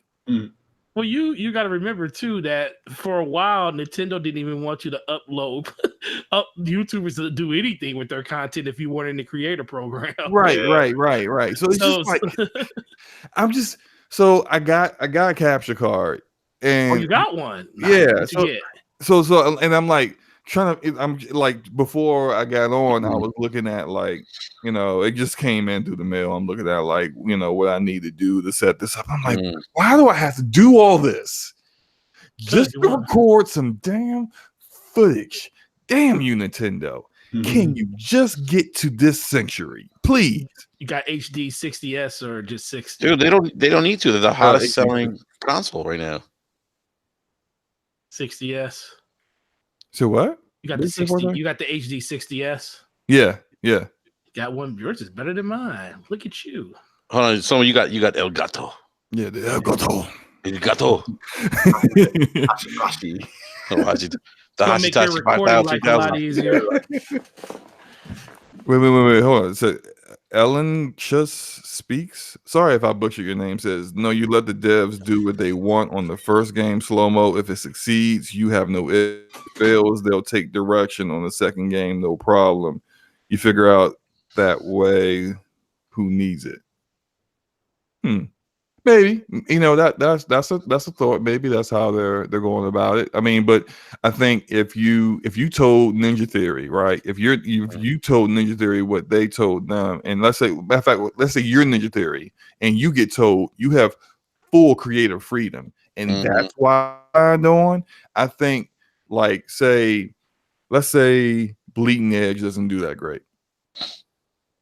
Then the next game they're making, which is a single player game, I think Microsoft stepping in hey, that Bleeding Edge didn't do so great. You guys need some help. How about I look over your shoulder and see what you're working on? How about I give you some suggestions? No, you can't go back over your word like that. I think that would be a problem. You got to do what UA did with Santa Monica when they first showed them the Gears God of War reboot. Remember? Yeah, but see, this is what I was saying about Nate's comment about how they've gone too far in the opposite direction. Before they were too big micromanagers. Now they're hey, it's okay, kumbaya, do whatever you want to do. It's it doesn't make good games because you have some devs who need some direction, like Compulsion and Rare and look, man, they made labs. They need direction. They made that Compulsion made that game before Microsoft bought them. That's true, but the game ain't good. Oh my goodness! I mean, I'm like, damn, you can't bury them. They didn't have they were balling on a real budget. but now they got a real budget, right? But Compulsion not hiring, so I guess they feel like they got what they need. Well, Microsoft basically said, well, you're still making DLC for this other company. So once you start making a game for us, we'll start investing in you to hire people. Damn, they're still making DLC. They're making the DLC for the next part of of whatever that fucking game is. We have they gotta be making a game. Someone's still playing that for Xbox Game Studios at this point. You ain't gonna buy somebody and they're not making anything for you. Well, they're making money off those. Well, I don't know if they're making money because other people bankrolled those games. Yeah, they didn't. What you call them? Gearbox was Gearbox was a publisher for that. So Gearbox is making the money off of that. I mean, they're getting the money that the studio would have got. You know, Microsoft's getting the money that would have went to the studio, but right. But then that's when this is like their second game, and they were in depth when that happened. So whatever pittance that Gearbox is giving them off of the cut is not like. Yeah. I mean, we don't know what the cut is really, so I don't want to speculate too much. Someone don't want to throw out the. I'm sure that publishing cost was up there pretty high. Yeah, I guarantee it was. Yeah, I guarantee it was, but no, man. Interesting. Fall asleep. We have been asked, do we think State of Decay 2? Does any of us actually think State of Decay 2 was a good game outside of Forte? What outside of Forte? Did I mean that you thought it was a good game, Forte? Did I say it was good? I don't know. Oh man, you gotta show me that podcast. I think Nate is confusing you and me. Although I didn't say it was a good game, I just said that I enjoyed the first game. I didn't enjoy the second one. I didn't like the second one. I didn't like the dynamic storytelling. I thought that was a bad idea, and I think they agree with that because their huge expansion they just came out with, it doesn't have dynamic storytelling anymore. The storytelling is like how it was in the first game, and it's still super buggy, which is a problem, and it's ugly. It's sin. So it's just See, I didn't play the first game. I kind of jumped in on the second, and it didn't grab me. I was like, all right, this isn't really. Wow. Yeah, I didn't like it either.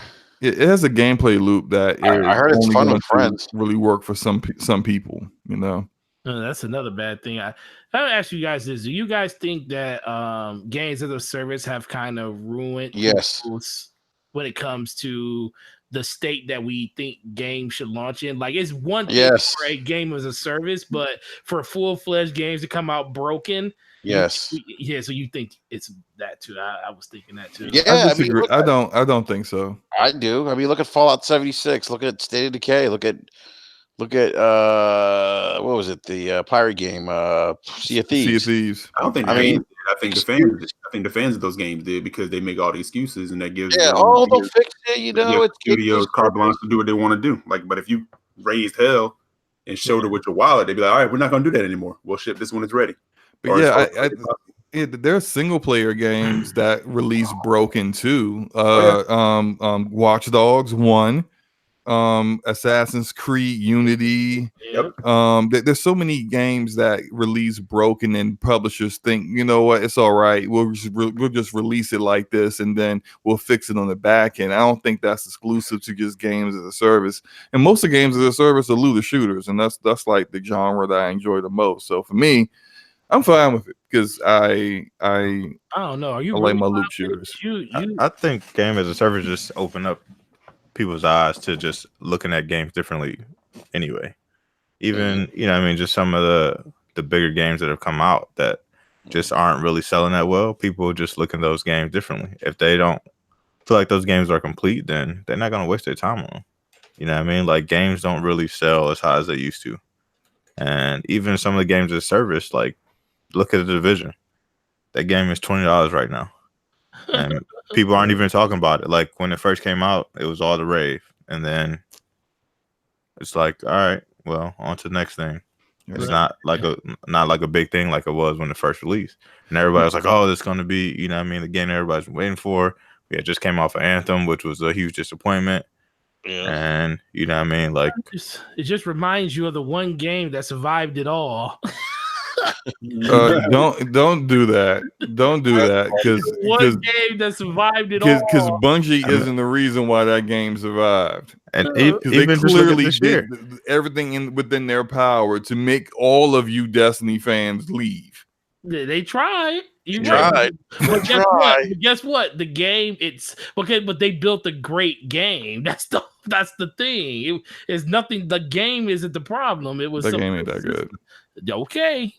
Yeah, but just I listened to your video somewhere where you were talking about Division, and you purposely made sure you didn't try to give no credit to Destiny, but you kept saying, how do they do this? Destiny's done went through this so many times. They should have a blueprint by now. Yeah, but yeah, that's why I really blame Ubisoft and Massive Entertainment for what's happening, because you've seen what Bungie did, you've seen what Bungie has gone through, and you still went through that same path. Like you are even more at fault because you've seen how this can turn out, and you don't listen to the player base. The problem with the Division 2 right now is that now they're just now realizing, oh, no one's playing anymore. Now, what have they been saying for 6 weeks? Oh, skill builds. We forgot about that. Yeah, let's make skill builds important. Oh, our first year content is boring as all hell. Let's try to switch this up. Like, it's just like it's too late.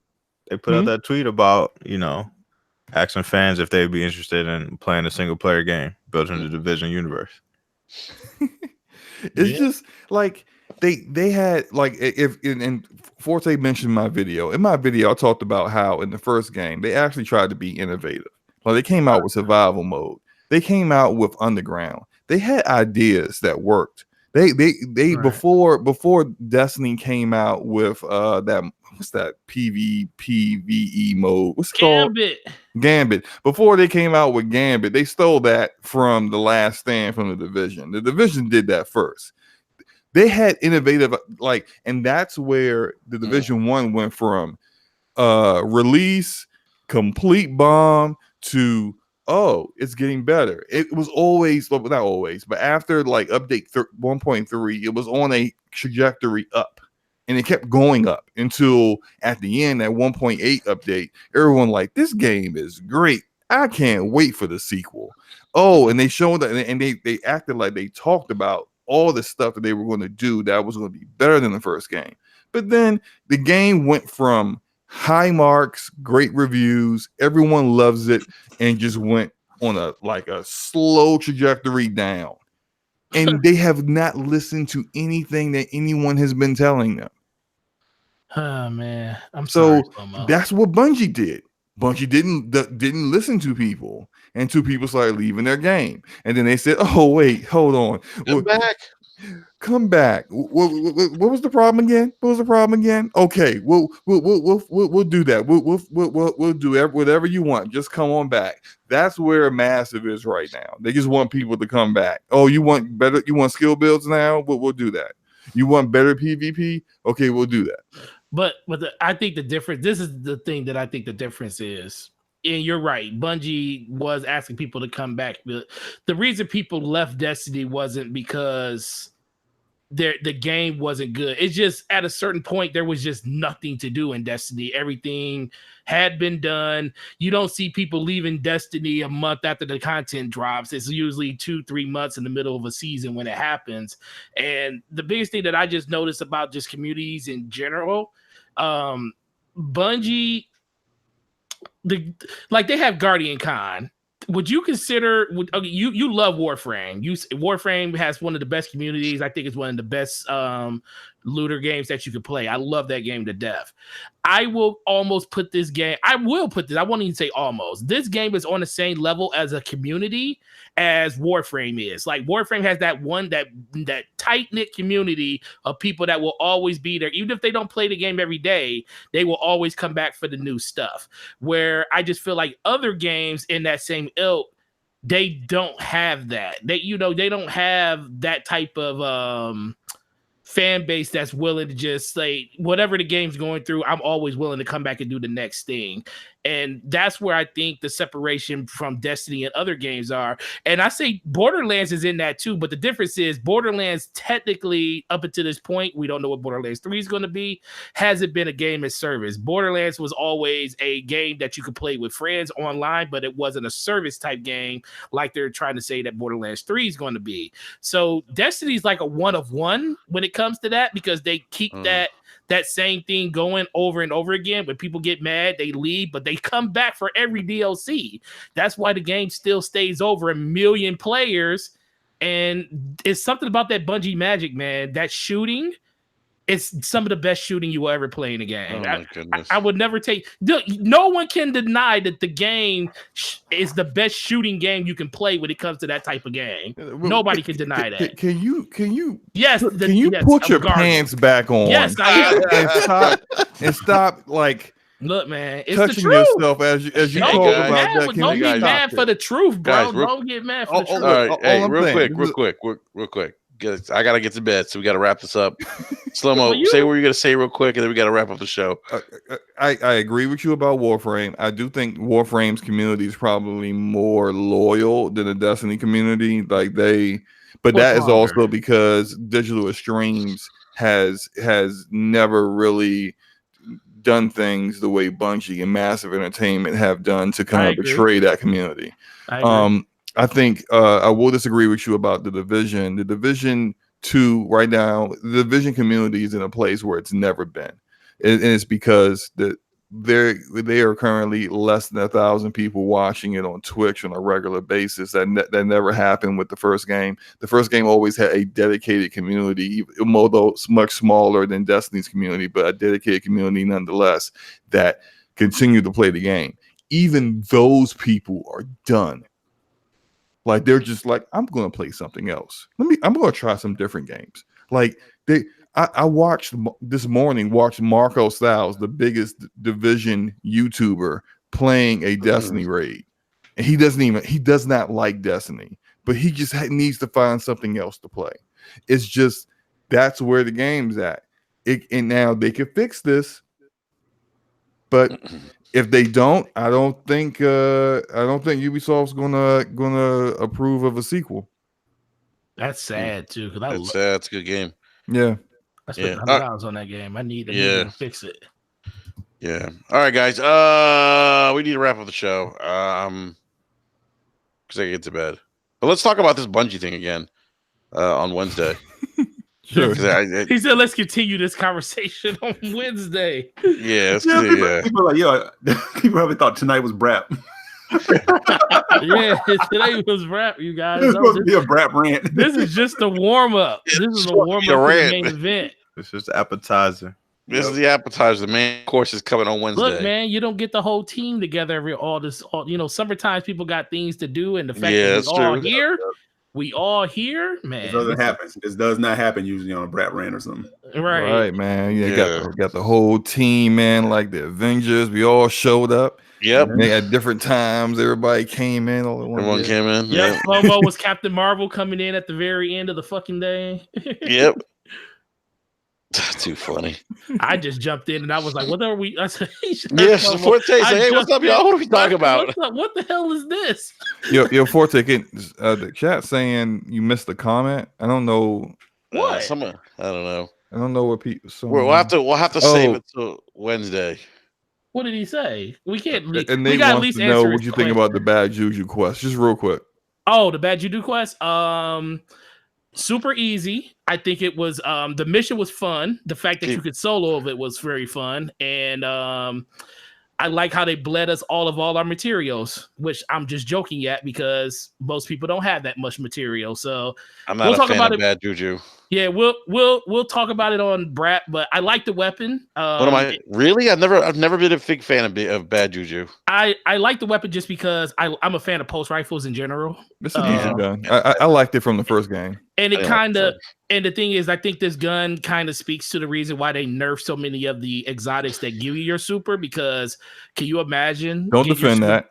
Okay, no, I'm not saying defend that. I'm not defending you it. were defending it. No, I'm just telling you, I can see why. Like, we all knew there was a reason that they were nerfing them, not just to nerf them. When they were you nerfing say, them I because can something. See, Because that I is can a literally defense. see. You were defending it. All right, wait. Let's save it for Wednesday. Look, man. Okay, the quest was good. I like the quest. Soloing was good. I like doing that. It's just the fact that I literally don't have any materials left, so that's the only thing that sucked. All right, we got. Oh yeah, I'm doing the Thorn quest right now, and I'm sorry, bro. Let me know when you get to the final mission, and I'll help you with that.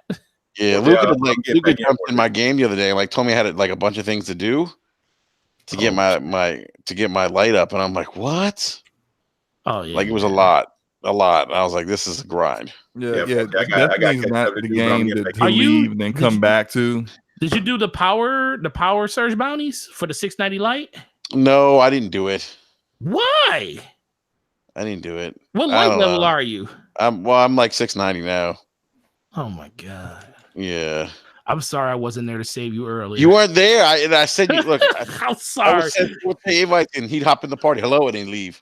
Well, no, dude, I hopped in that party. You didn't say anything, and I did. Out. I was like, hello. You were there for like 2 seconds. I didn't even get a chance to respond. I jumped in. He jumped in just to leave. Well, because I was recording. I didn't give you the chance to speak, but. Yeah, well, he didn't say anything. I said hello like 4 times. Dude, you were there for like 2 seconds. I think you just hopped in there because I sent you an invite. You're like, okay, I'm just gonna show in there. He didn't even finish the hello. He said hello, and then it was gone. He was like, hey, and I was like, hat, and he was gone. Oh, whatever. Luca jumped in. Are you jumping on tomorrow? I don't know. Maybe I might be on tomorrow. Oh God, never mind. Hey, Forte, I'm like way down in my light level, man. I got a lot of work to do. Yeah, but like that level, light level 250. No, wait, what's 565? Are you you're just on one platform though, aren't you? You're not playing on both. No, just Xbox. Oh man, we'll get you up there, man. Just do those power surge bounties, man. We'll get you up there. Yeah, you can get like the 690 just in like 20 minutes. Yeah. Okay. Oh yeah. Yeah, that's what I did. Yeah, you don't do what Enrique did. Power through irrelevant stuff to get irrelevant. Nah, you know what I did? I did Iron Banner and leveled up pretty quick, man. You could have been. You know where you could have been at with Iron Banner if you would have did the freaking what's the name quest. I know. That's okay, man. You're good. I think Iron Banner comes back next week. Well, anyways, we gotta. Next time I send you an invite, man, don't leave like 2 seconds afterwards. Well, I'm off. Well, listen. I'm off work. Tuesday night, Wednesday night. Oh, Tuesday night, Wednesday, and Thursday. I'm off. Okay.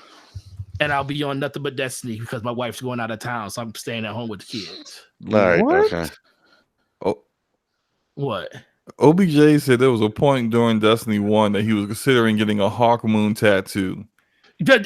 Facts, bro. I'm with you 100%. Too bad Xbox people didn't get a chance to see what that gun was like because it was God tier. It was God tier on y'all PlayStation. Bugging. I ain't getting no tattoos or no video game guns on my body. The Hawk Moon was no joke. Dude, that was no joke, bro. No joke. When I was playing on Xbox and PlayStation, I literally played on Nothing But PlayStation because of Hawk Moon. When we got it on Xbox, I was like, "What is this piece of trash?" It was nerfed at that point. It was just decimated. It was dumpster fire when we got it on Xbox, man. Hawk Moon. Hopefully, it comes back in its beautiful form, and the fire of the flames on the barrel light up when it goes. Caw-caw! That shit was hot. And there'll be no more exclusive stuff. So if it does come back, it'll come back on every platform all at the same time. The Hawk Moon is one of my favorite pistols. Man, I've never seen OBJ. See, OBJ, you need to, man, come on, man. Jump back in the community with us, man. Jump back on that desk. He was gonna get a Hawk Moon on his lower back. When cross-play or cross-save happens, man, I'll be over there on PlayStation with you, messing around with those stupid thumbsticks because that shit dumb as hell with the way that those sticks are oriented on the PlayStation controller. Okay, all right. We had this DualShock Force Lander up in here, but that's okay. Yes, let's stop with that. No, that's why DualShock is nice for some games. That's why I bought the Astro controller, so I ain't got to deal with that mess. Yeah. All right, guys, got to wrap up. I got to get to bed. So, a big shout out to everyone in the live chat. Thank you guys for. You ain't got no job, Craig. Yep. Thank you. Stop by. He gonna be. Trust me, he'll be on somebody's show tomorrow saying he had to work, but I got a break. I got a break. It'll be a rant. It'll be a rant at like 11:30 in the morning. I got a break from work, guys. I just wanted to rant about this cigarette smoke. Oh my God. Slow-mo's talking about N7 tattoos on girls' arms. All right. So yeah, big shout out to everyone in live chat. Thanks guys for stopping by. Hit that like button, subscribe if you haven't done so already. And we'll be back on Wednesday to talk some more Destiny. I want to talk more Destiny because I have some complaints about it. But you got complaints about Lord.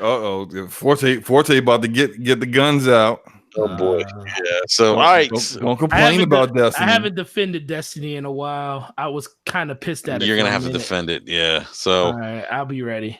All right. So yeah, we'll see you guys Wednesday. Thank you everyone for hanging out with us again. Big shout out to the panel, Slow-Mo, Forte, Eric Jackson, B Money. Thanks guys for joining us this evening, this rant. So hey, catch you guys later. Real quick. Yeah. I got a video coming out tomorrow morning about a new game called Disintegration, made by some of the creators of Halo and also a guy who did the story for some of the Halo games and Infamous Second Son. Disintegration is a first-person shooter. Check my video out. So yeah, I'm mad at you. Awesome. All right, guys. Everyone have a great evening. We'll see you Wednesday. Peace. I'm mad at you.